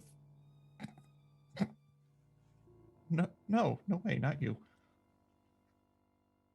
So, just to be clear, we're talking about your detachable Oculus feature? Just kidding. Gotta take that so literally. Oh my gosh. Oh my god. That face was amazing, sorry.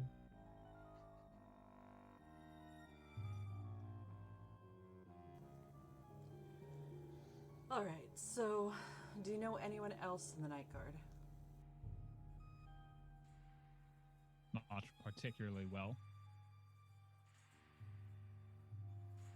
There are acquaintances due to position, but nothing significant.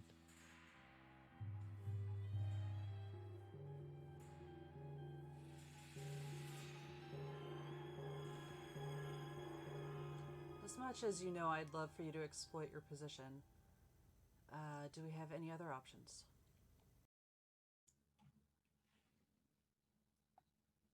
Besides patience, sooner or later, Matthias is going to make a move against me. It sure looks like sooner.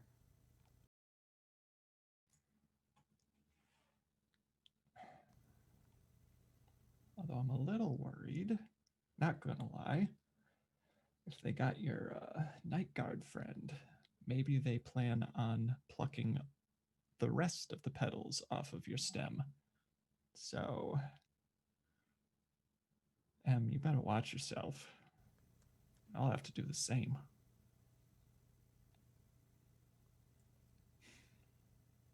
Out of curiosity, is anyone here looking like they're interested in what we're saying? Please give me an insight check.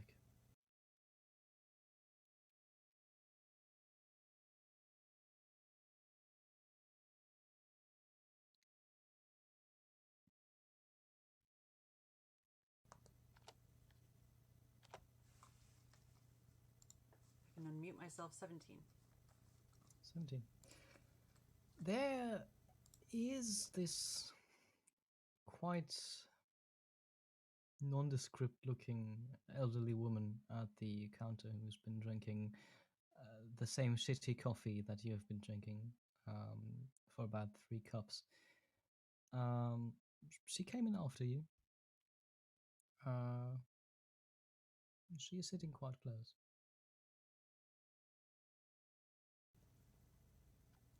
I will. Is she watching us, or just I noticed that she, time-wise, has been. She might be. Like, you can't quite tell, but she might be. I will try to subtly jerk my head in her direction at the other two. Broden doesn't get the cue. Something wrong with your neck? Why do I bother? Good question. What is it you were trying to say? That we should still be cautious with what we say.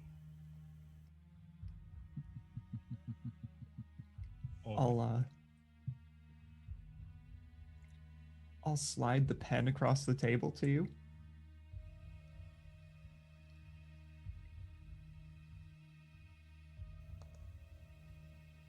I will take it. Is there anything interesting about it besides the writing? Like, if I twist it or try to use it?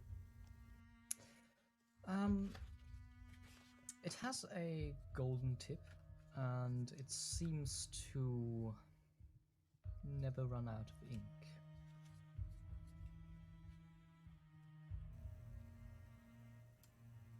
I will pocket it. But I make motion for like right. Oh, you should have used your words. I thought we were watching what we were saying.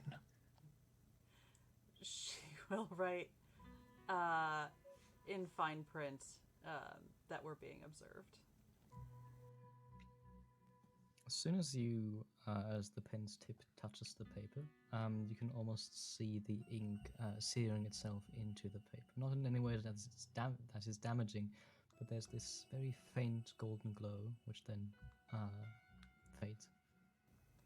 Other than that, it's normal writing. I don't think I should have done that.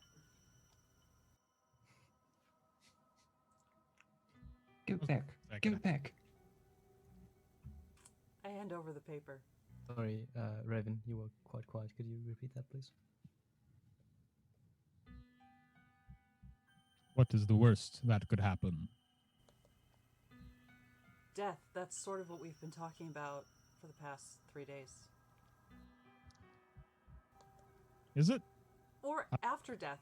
I don't know.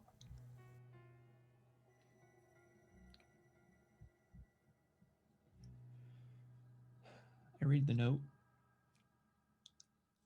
Now give me back the pen. It wasn't a gift. I'll pass it back grudgingly. There you go. Thank you. And I'll kind of look over towards the counter. Interesting enough. The woman has now finished third cup of coffee. and sees you looking over to her. She catches your eyes for just a second. They are deep green, and then moves to pay the staff member. Gets up and leaves.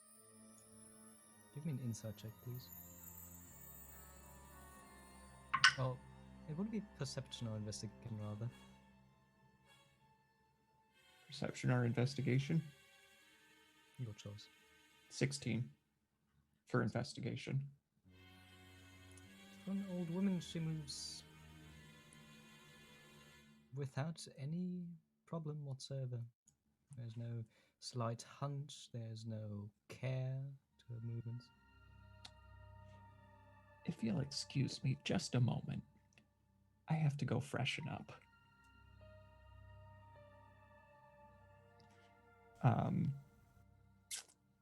If I'm not back in 5 minutes,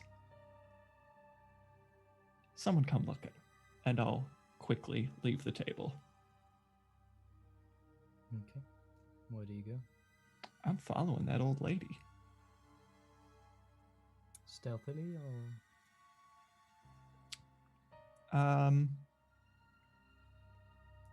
Nonchalantly out the door, and then the instant I'm out, I'm just gonna go straight for them. Okay. Easy enough. I presume she hears you coming and just turns around, cocks her head, and looks up to you. Morning. And I'll keep approaching. She nods and waves. Enjoying some conversation today?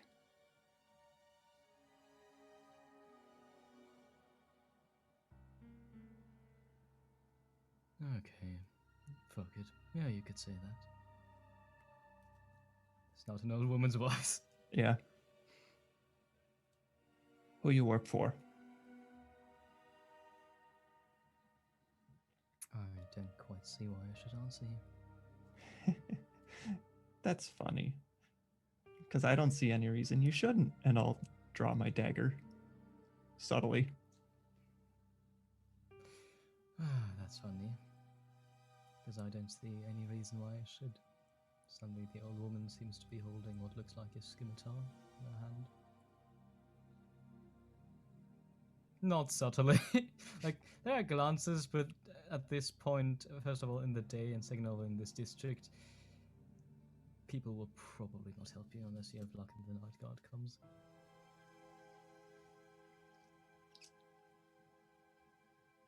I really wouldn't threaten anybody you know nothing about.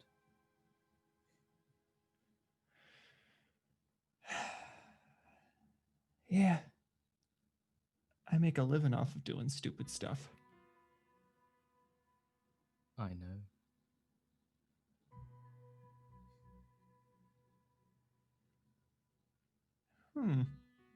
I'll tuck the dagger back. She puts the scimitar back into herself, and it disappears. You can now see the blurry edges of the illusion as it's disturbed by the weapon. All right. So, I don't know what I'm doing, but I have half a mind to find out. I'm assuming you just don't feel like talking then. Not really, no. What could I do to loosen that tongue? I believe there's nothing you could do. Now, I'm going to go on with my day, and you're going to fuck off.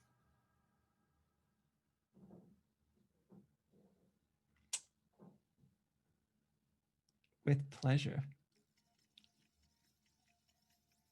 Have a nice day.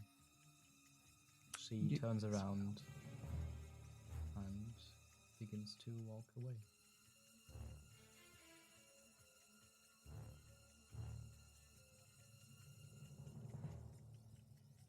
What do you do?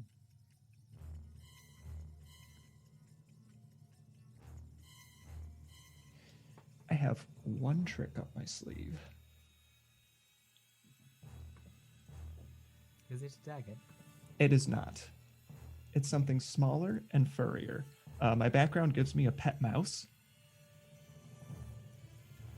That makes absolute sense. Urchin, what am I going to say? As they go What to is its turn, name? Huh? What is its name? That's Chap. the most important question. Chap. Chap. Okay. I reach into my coat pocket and pull out this little disgusting gray mouse and kind of tuck it in my palm. And I look at it and I'm just like, Chap, bail me out here. And I call out to the lady, wait just a moment. I think you dropped something. And I'll produce the piece of paper as well. And I'll just run over and like try to shove it into one of the illusion pockets. And at the same time, I'm going to like let the mouse down and hope that it finds a place to scurry while I distract. Give me a sleight of hand, please. Oh god, this is amazing. Ugh, F me. That's only a 7. Well, as you try to shove that piece of paper into the old lady's pocket, you can feel your hand go through the illusion. It's quite cold, as if touching water, and you can feel the rough leather of a presumably coat underneath it. At the same moment, your mouse, Jep, just scurries off into the illusion. She catches your hand with the paper, and it's not an old lady's hand. It is rough. It is quite big, and kind of painfully wrenches it away from her. What the fuck are you trying to do? Apparently get my wrist broken. It's an option. Just a piece of paper, that's it. It's not my piece of paper. Oh, sorry, I thought you dropped it. Releases your wrist. Alright, whatever. Jeez. And moves off with your mouse somewhere on her person. Have a Can't believe great I rolled that morning. Fucking low. I'll just fuck off then. And I'll go back into the... Kindly looking elderly lady just gives you the bird. over her shoulder.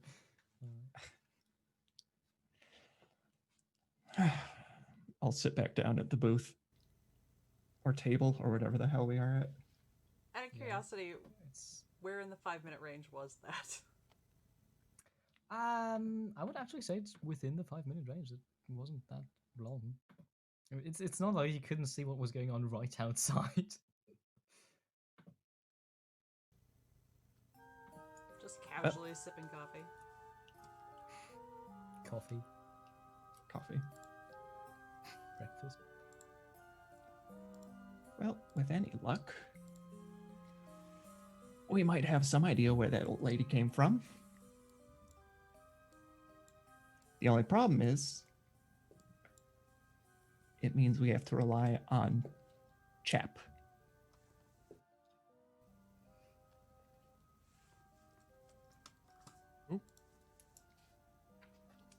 To do what? Well, given Chap's limited intelligence, I'm just hoping to ride along in a pocket until they get somewhere and then they come find me. Otherwise, well, it was nice knowing them. Who? Oh, yeah, sorry. Chap. My little friend. The rat, right? Mouse, but yes. Ah.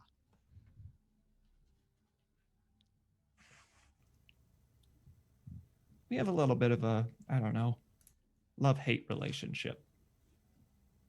Not even going to touch that. So if you lose hip, do you just acquire a new one, or what? I still am confused as to how that works exactly. I'm pretty sure this isn't the first chap I've had, so I'd say I just get a new one. Seems unfortunate. And they shuffle off to the great sewer in the ceiling. This one I just pulled out of the attic, so you probably want to clean up. Just saying. Look, there's just not that much space up there. I believe you've seen it. Interior decorating is not high on my list at the moment. Break another chair, we'll see what happens.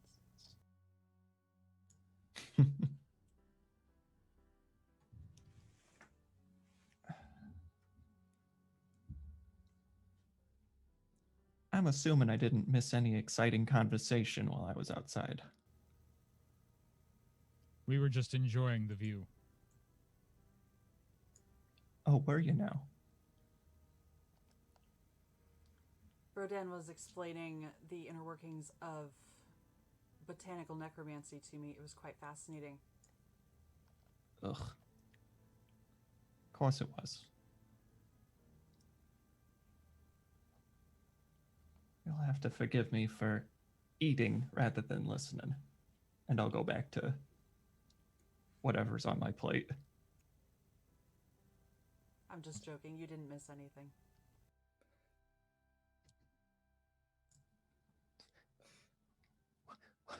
Wait.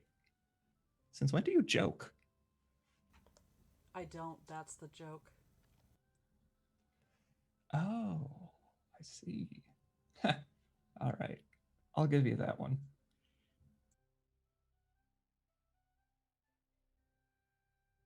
I assume this is how that conversation ends.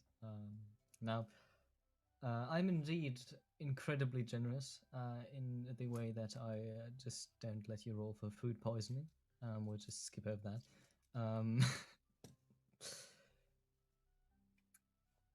I believe at this point you actually roll for food poisoning. At this point, nothing major is going to happen that day. Always, we as you might have noticed, we're doing a lot of time skip stuff. So if you want to have a scene, something, just always shout in, since I have something resembling a plan what's going on right now in the city, and kind of need to guide you along the story beats. But you're mostly making them yourself, really. I do want to not lose track of my mother's invitation. Yes, just that is time-wise. in 9 days. No. 8 days. Whatever days I say what it is. I'm the GM, motherfucker, I can influence time.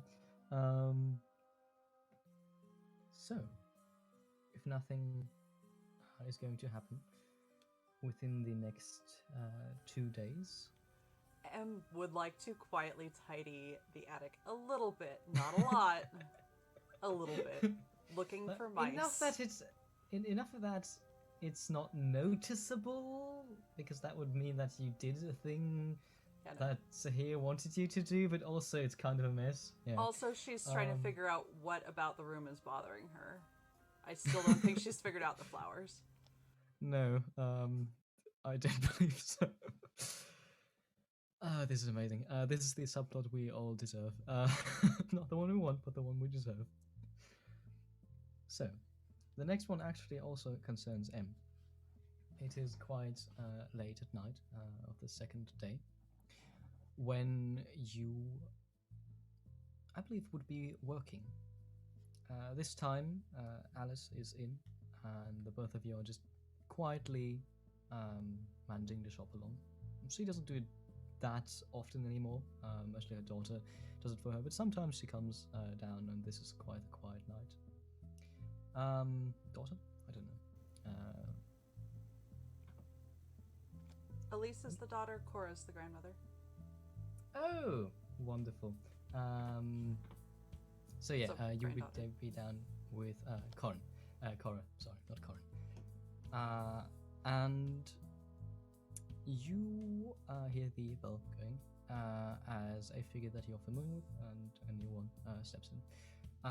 You see the smaller, pale frame of Celia, next to her, a very large, gangly gentleman with not quite a suit, but some kind of formal uniform, actually made out of thick leather.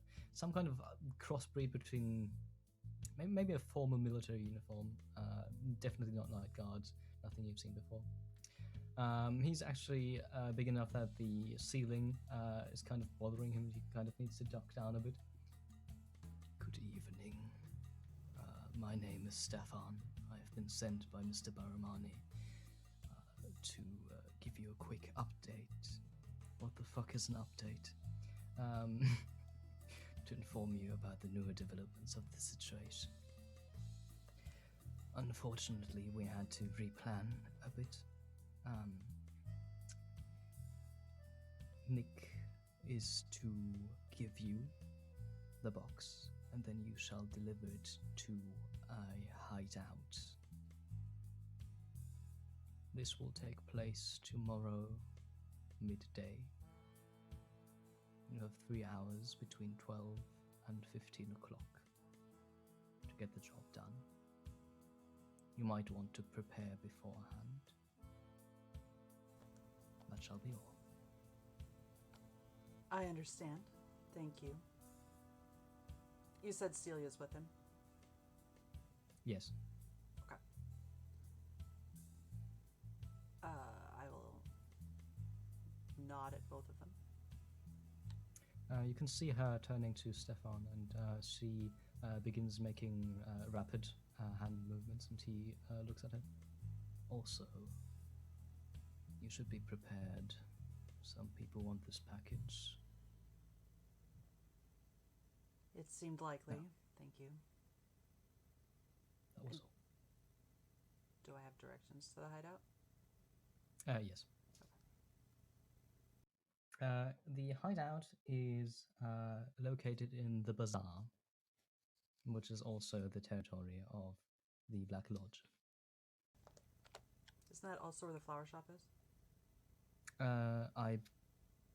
Wait, we talked about multiple options. Either the field or the bazaar. I believe we said the bazaar. Yeah. So, that is what you gather.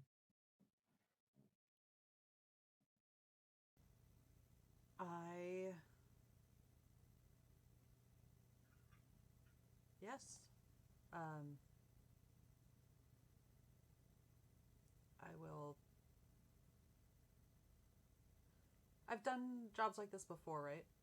Maybe not on this intensity, but deliveries, that sort of thing. Would you? Would I know? Here's the question. The actual question. Would I know if it was expected that I go alone, or... Normally, yes. With Baramani, though, you've worked with him before, and as long as you get the job done and can guarantee that people are discreet, he doesn't care. Okay. In which case, I would try and track down Sahir and Wren Absolutely. for assistance. So, the two of you, where does M find you? Since Sahir is taking a drink, M would find Broden in their garden, most likely. Yeah, that would probably be the first choice too. After complimenting something that is very nicely, if you've got anything in bloom or something, I assume you've got to have something pretty in there somewhere. Yes. I will compliment that as a greeting.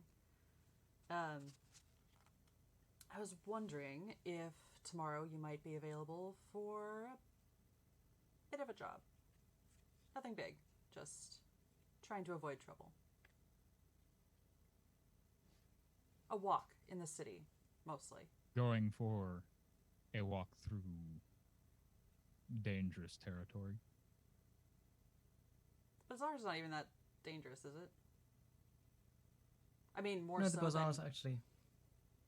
Yeah, the bazaar is actually pretty well kept. The Black Lodge keeps a tight grip on everything. It's kind of the shopping district, and if people feel threatened while shopping, they don't tend to spend that much money. So scoundrels and thieves were effectively dissuaded in multiple very direct persuasion attempts.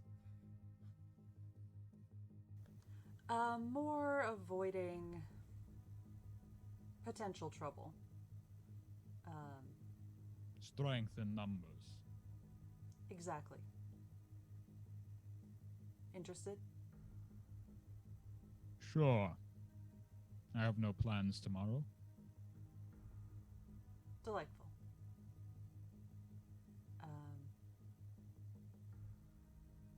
Should I... Is there a particular time? I would give a time that would give us a good buffer to meet at the flower shop and then get to the pickup point with time to spare. Yeah. So if you don't, what's it called? 11:30? Delay 11 o'clock. 11. Sure. It's the bazaar's. Well, you're in the bazaar. Sorry, I'm still in the field. Yeah, 11:30 is fine. I will be there. Thank you. I'll see you then. I'm going to go track down Sahir. Good luck.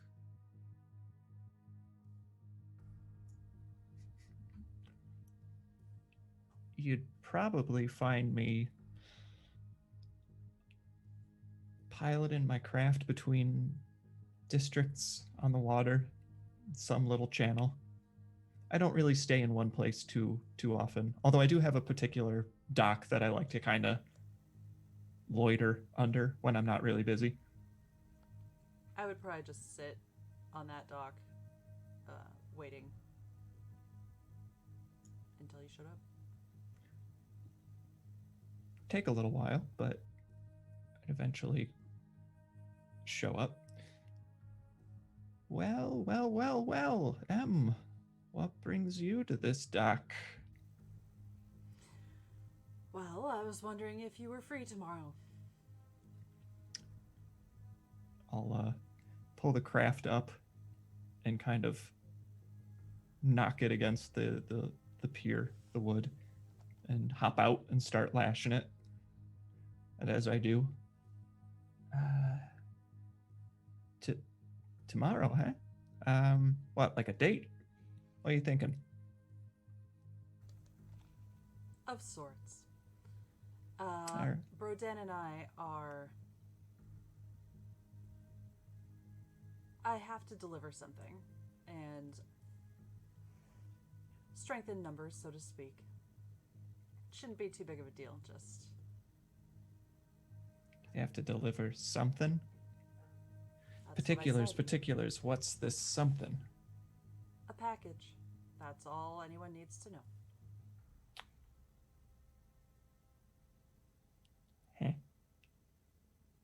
Okay. What do I get out of it?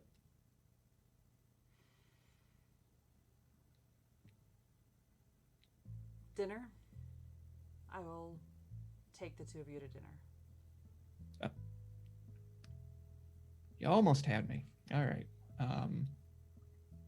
Dinner tomorrow sounds great.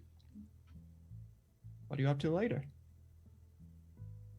Today, of course. Patching my roof. Do you do that often? Obviously not. Yeah, I was gonna say. All right. Name the time and the place. I'll be there. 11:30. The flower shop. Should have guessed. Thank you, Sahir. My pleasure. And I'll give the most obnoxious bow to you. Now, what you do is push them into the canal. No, sorry. Yeah. So, unless there's anything anybody would like to do, you all reconvene tomorrow at 11:30 at the flower shop. Okay, it doesn't seem like there are any interjections, apart from Eva getting all business-like here. Yeah. All of you meet in the flower shop in the bazaar. This kind of very high energy place. Everybody is either praising their wares or searching for something. You can see artists and performers on street corners. You can see what seems to be like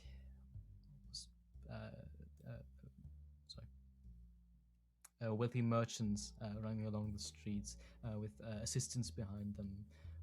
You can see sometimes even what seems like members of the Black Lodge surveying the chaos or kind of moving like sharks through water.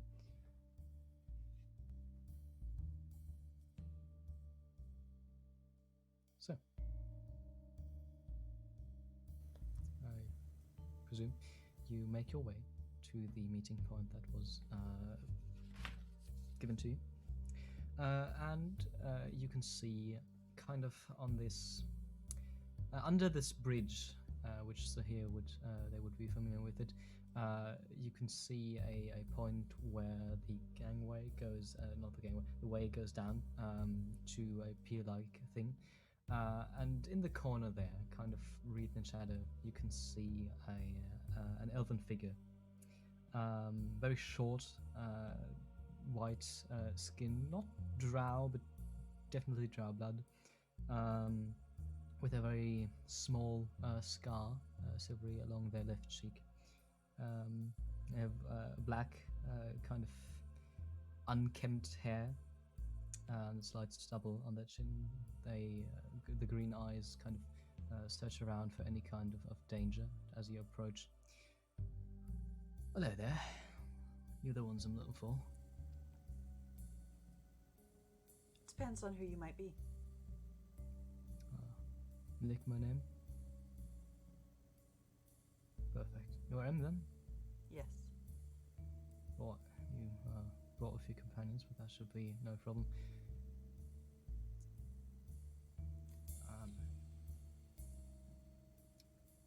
Come after me. They move to what seems not identical, but very similar to Sahir's raft. They've lashed there, and you can see this person. They're not a gondolier. The movements aren't half as practiced as yours are, but they do unlash it and then kind of move for you two to come on the raft. I will follow without hesitation.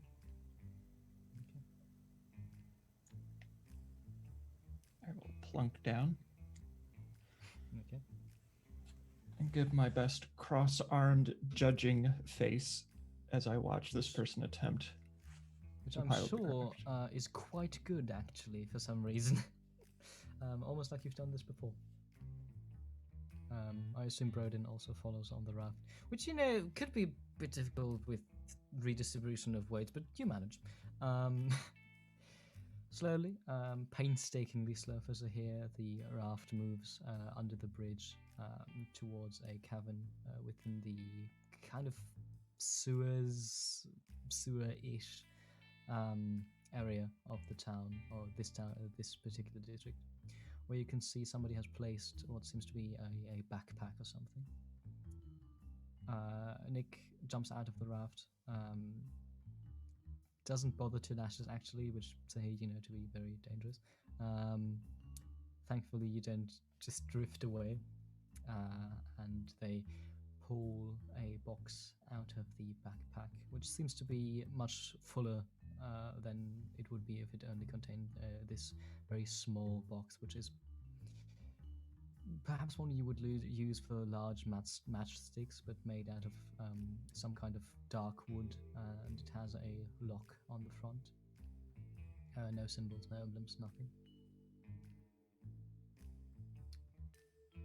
Alright, so this box needs to go to this address, he says, and pulls out a slip of paper on which he's written in very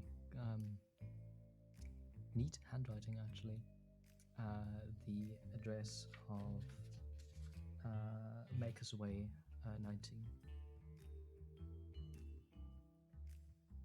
which you know to be in the bazaar, just more or less far away from this point.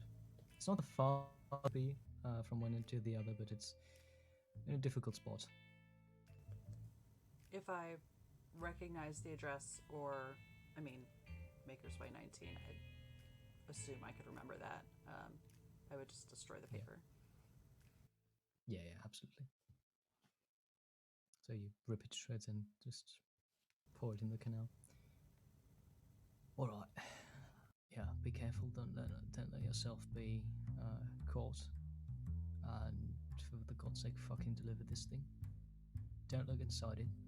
We will find you.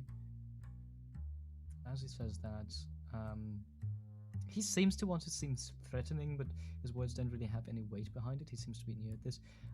Until he hoists his backpack up and shows you a flash of crimson fabric. Ah, of course. It will be taken care of, as you ask. Good. All right, and off you go. I Shall guess we? that you want me to pilot, don't you, Em? I'll pay your fare if you want. For you, 1 gold. And I'll grab the paddle, stick, whatever, and I'll start. Maybe steak? I think it's Pole? Stick. stick. We're all professional gondoliers. If there's a professional gondolier in chat, what the fuck? What are the odds? Greetings to Vinnies. Yeah, you take the pole, stick, whatever. Being of the district, would I be Yes. possibly familiar with good routes to get where we're going? That once You we're would off definitely be. the gondola. Yeah. I would trust I'd Sahir's say- water knowledge. Yeah, both with Sahir's expertise in their work and your knowledge of the district. The only thing I would like is from probably Broden, since both of you would be busy with navigating, a perception check, just as you're kind of standing on the raft to see how you're being followed, anything like that. If there's anything additional you'd like to do, let me know. That will be a 21. Okay. As far as you know, you're not being followed. Which one of you has the box? I do.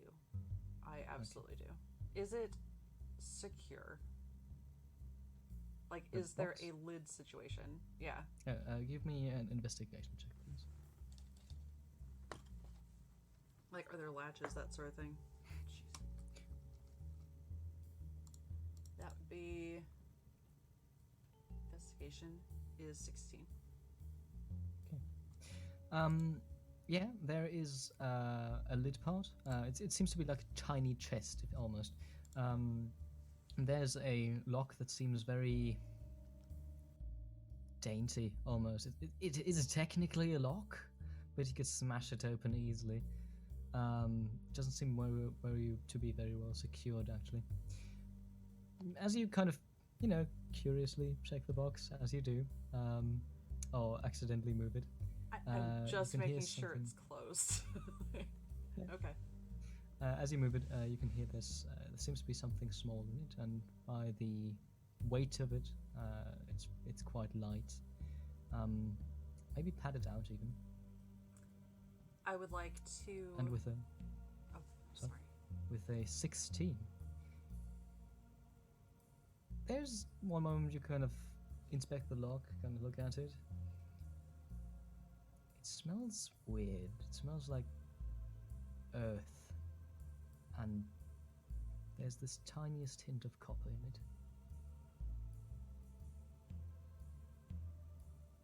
We'll discuss That's that later. I would like to, if I've got a bit of string or something, just kind of wrap it around the box and stick it in my bag. I don't want to just like have it in my hand. Yeah, that's secure. Yeah, that makes sense. So, what's with the box? It's a box, Sahir. What's in the box? It's contents. It's not for us to know. Well, what the hell? Out of curiosity, does it... The only sound it makes is the movement, right? It's not even a sound. You can just feel something The weight slightly shift moving. or like whatever. the weight shifting, yeah. You don't hear anything, which you think it's probably padded out inside.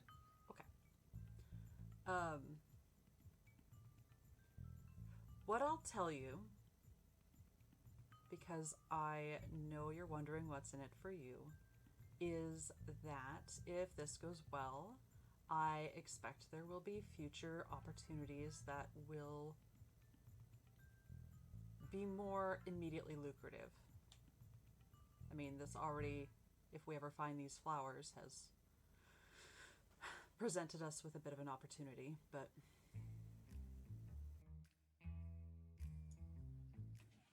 Ah, so you're talking more work for me. with reward. Okay. And do you not remember how much those flowers are worth? Oh, I do. I tucked that away. I thought you might have.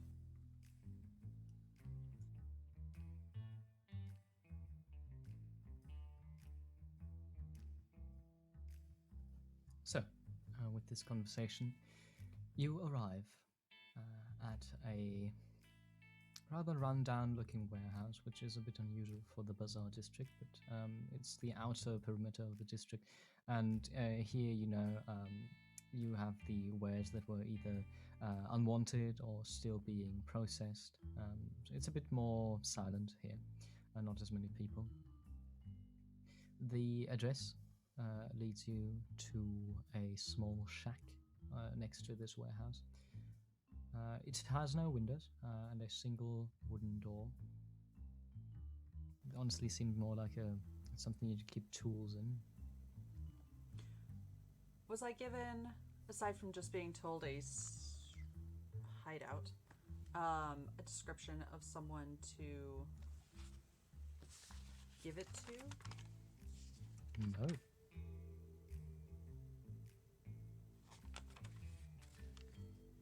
I would like to knock on the door, please. So you knock on the door. Exactly like that. A few seconds pass, and then you can hear a voice. Who's there? Delivery. Very well. The door opens and so here you recognize this person. This time they're not wearing the signature red coat, but you recognize the drow whom you ferried not that long ago, with the black hair and the shorn side of his head. Delivery, you say? Oh, hello there, he says, looking directly at you. I will hand over the box. About how long has it been? Not that long, maybe an hour.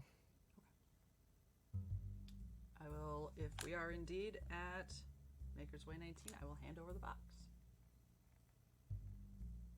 Thank you.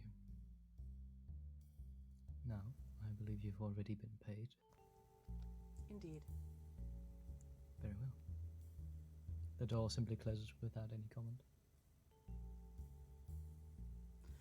My favorite interactions. Shall we go? Food? As you Yeah. do this, from inside... Actually, who has a passive perception above 16? Does anybody? And maybe it's possible for... Okay. So, I would like a dexterity saving throw from probably M? Actually, all of you. Probably the best.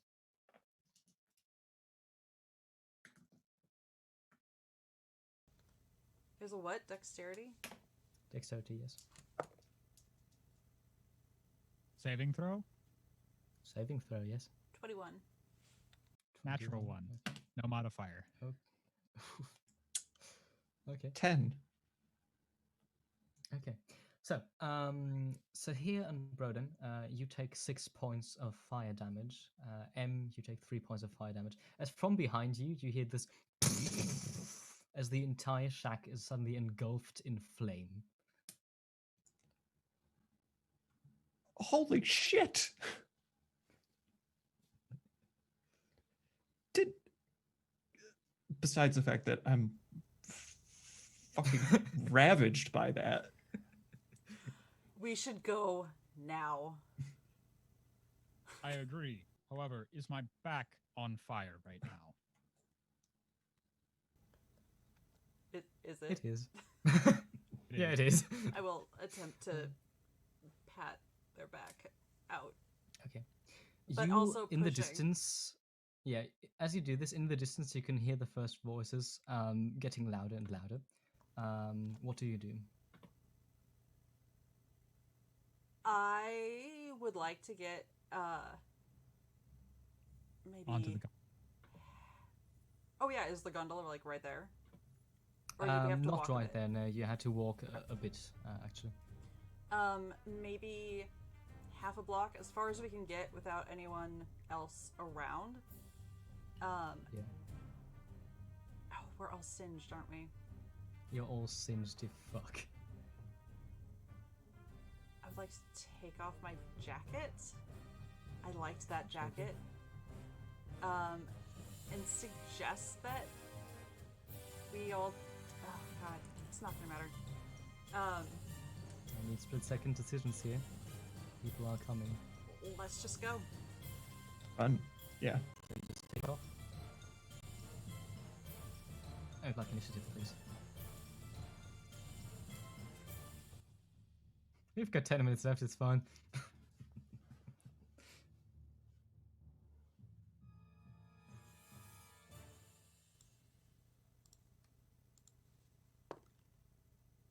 What was it? Initiative. 7. Yes, 19. initiative. 7. 7, 19. Okay. 15. 1 second, please. 7, 19, 15. Okay. So, as you, sorry, who had the 7? Oh, M. Okay.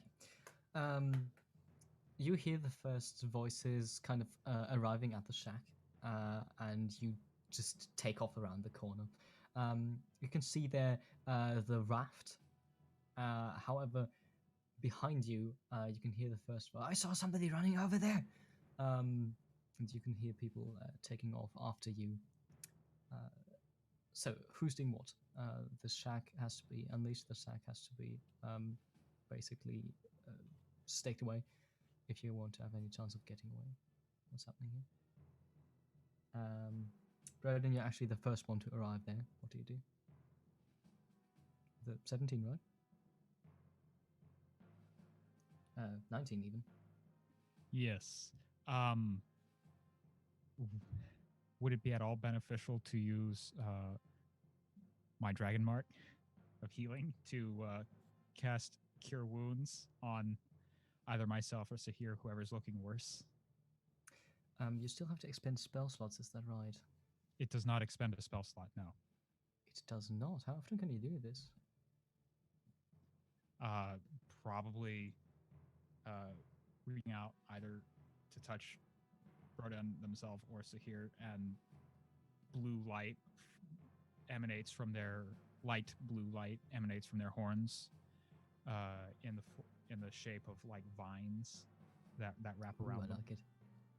Absolutely, yeah. So could you just, for my sake, how often can you do this per day? Once per long rest. Okay. Yeah. I just wanted to make sure you couldn't cast cure wounds whenever the fuck you wanted. Yeah. So whom do you heal? On a scale from 1 to however many you want, how good is Sahir looking? On an arbitrary scale from 1 to 7, Sahir is looking like a 1. Broden is reaching out and touching Sahir to roll a d6 to heal them.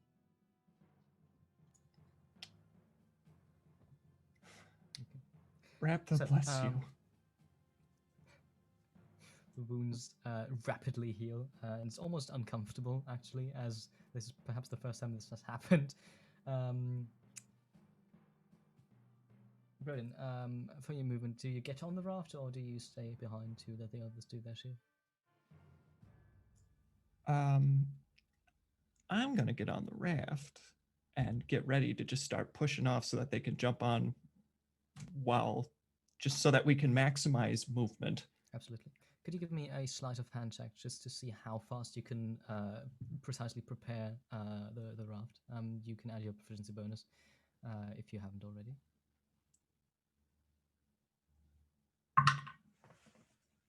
17. 17. Yeah, that fits. You're able to prepare the raft quick enough to take off whenever you want, basically. It's now M's turn. M, what do you do?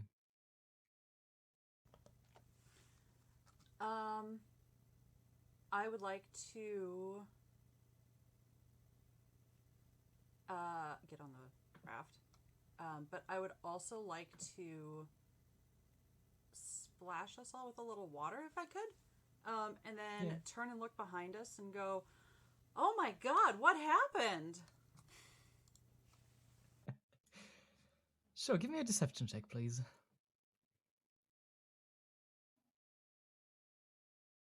You're muted. I talked to myself.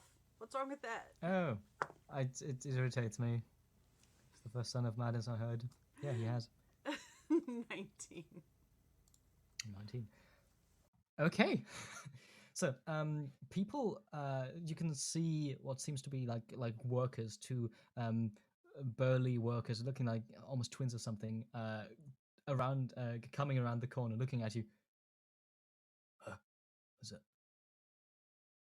What? Something exploded, and then the other one, kind of hoarse and like, "Are you okay? You look weird." At this point, it is Broden's turn once again. Anything you'd like to do? You're muted. Second one. You're still muted. Raven, you're muted. I cannot hear you. Hello. You must play charades. It's all Hello. okay. Sorry, So Broden does charades. that's probably going to happen more than once. Broden would, I think, That's fair. stand facing them, not showing the singed back, standing there like imperiously as nobles do, and be saying, "Shouldn't you be going after it then?" Trying to persuade them to go away. Yeah, give me a persuasion check, please.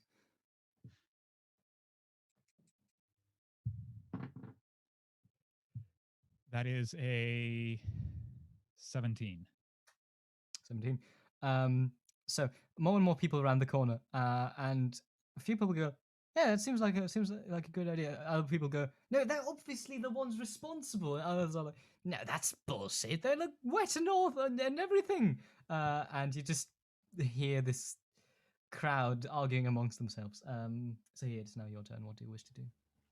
I start pulling away, and as I do, I just yell out, "Strange things happen. we gondoliers were just everywhere at all the wrong times, and just kind of push off. Give me a deception check, please. You're muted. I'm not really lying, but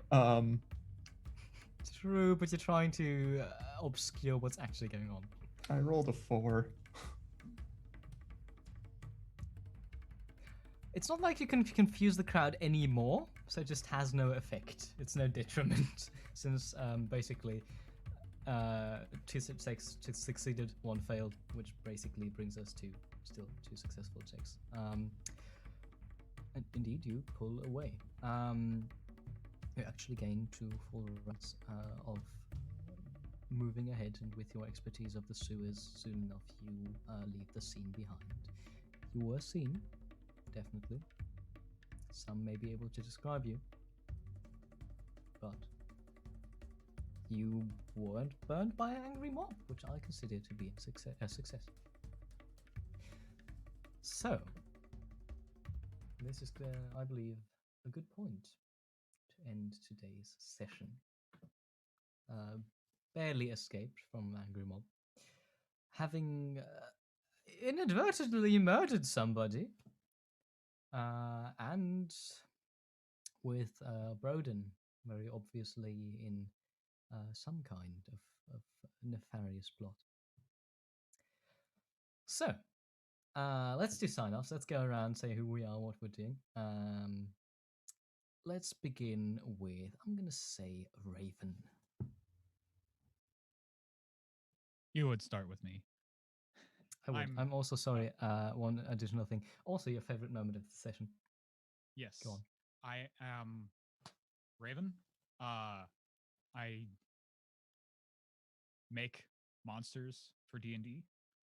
You can find me on the Open for Adventure Discord, and you can find me on Twitter at Unanimous2, where I retweet what other people who have better things to say than I do say. The my favorite moment of the session.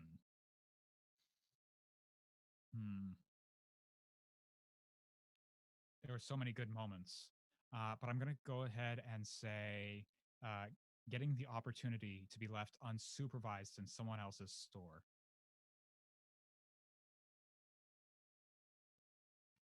That was a good one.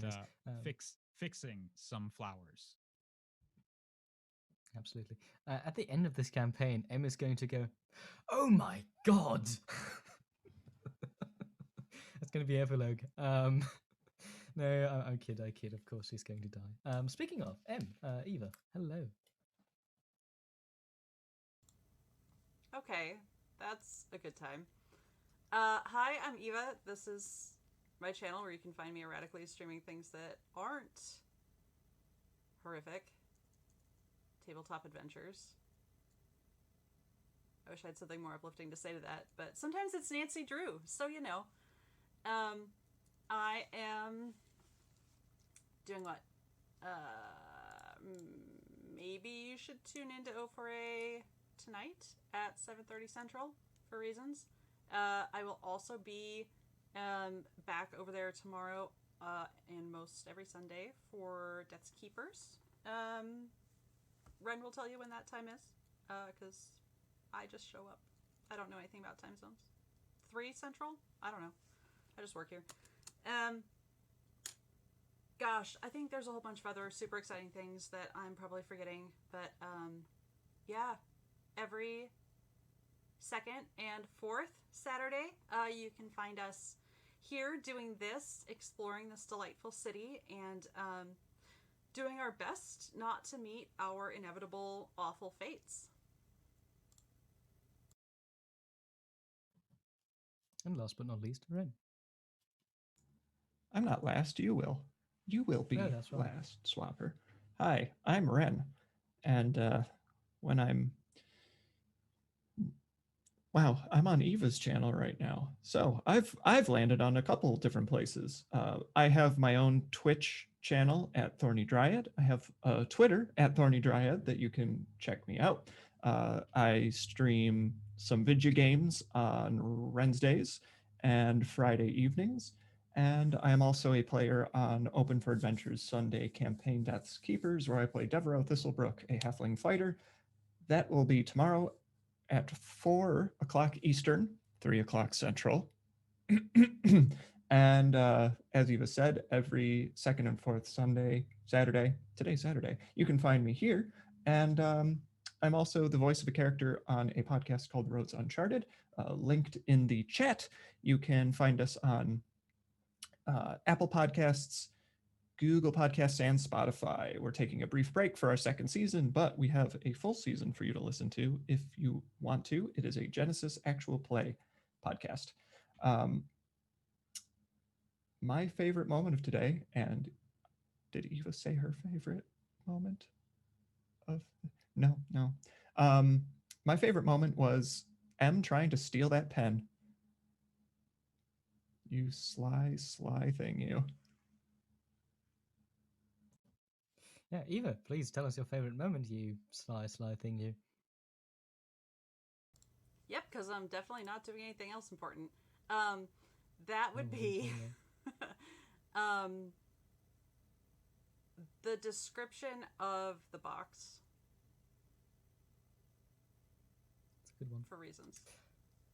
Yeah, and now actually, last but certainly not least, it's me. Hello, I'm Swapper. I can be found on Twitter under @GreatSimplicity, as well as on the Open for Adventure channel every Wednesday, where I play a druid with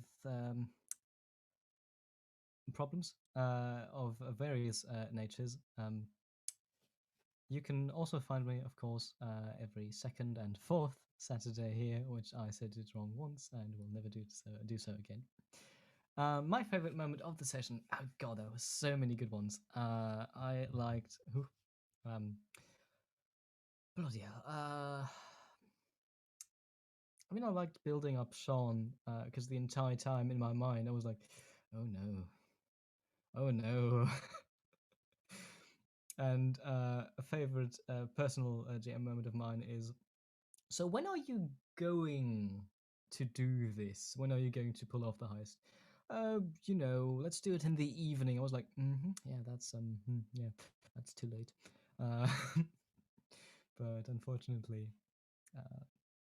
enough. Yeah. So until Eva is done, I just want to.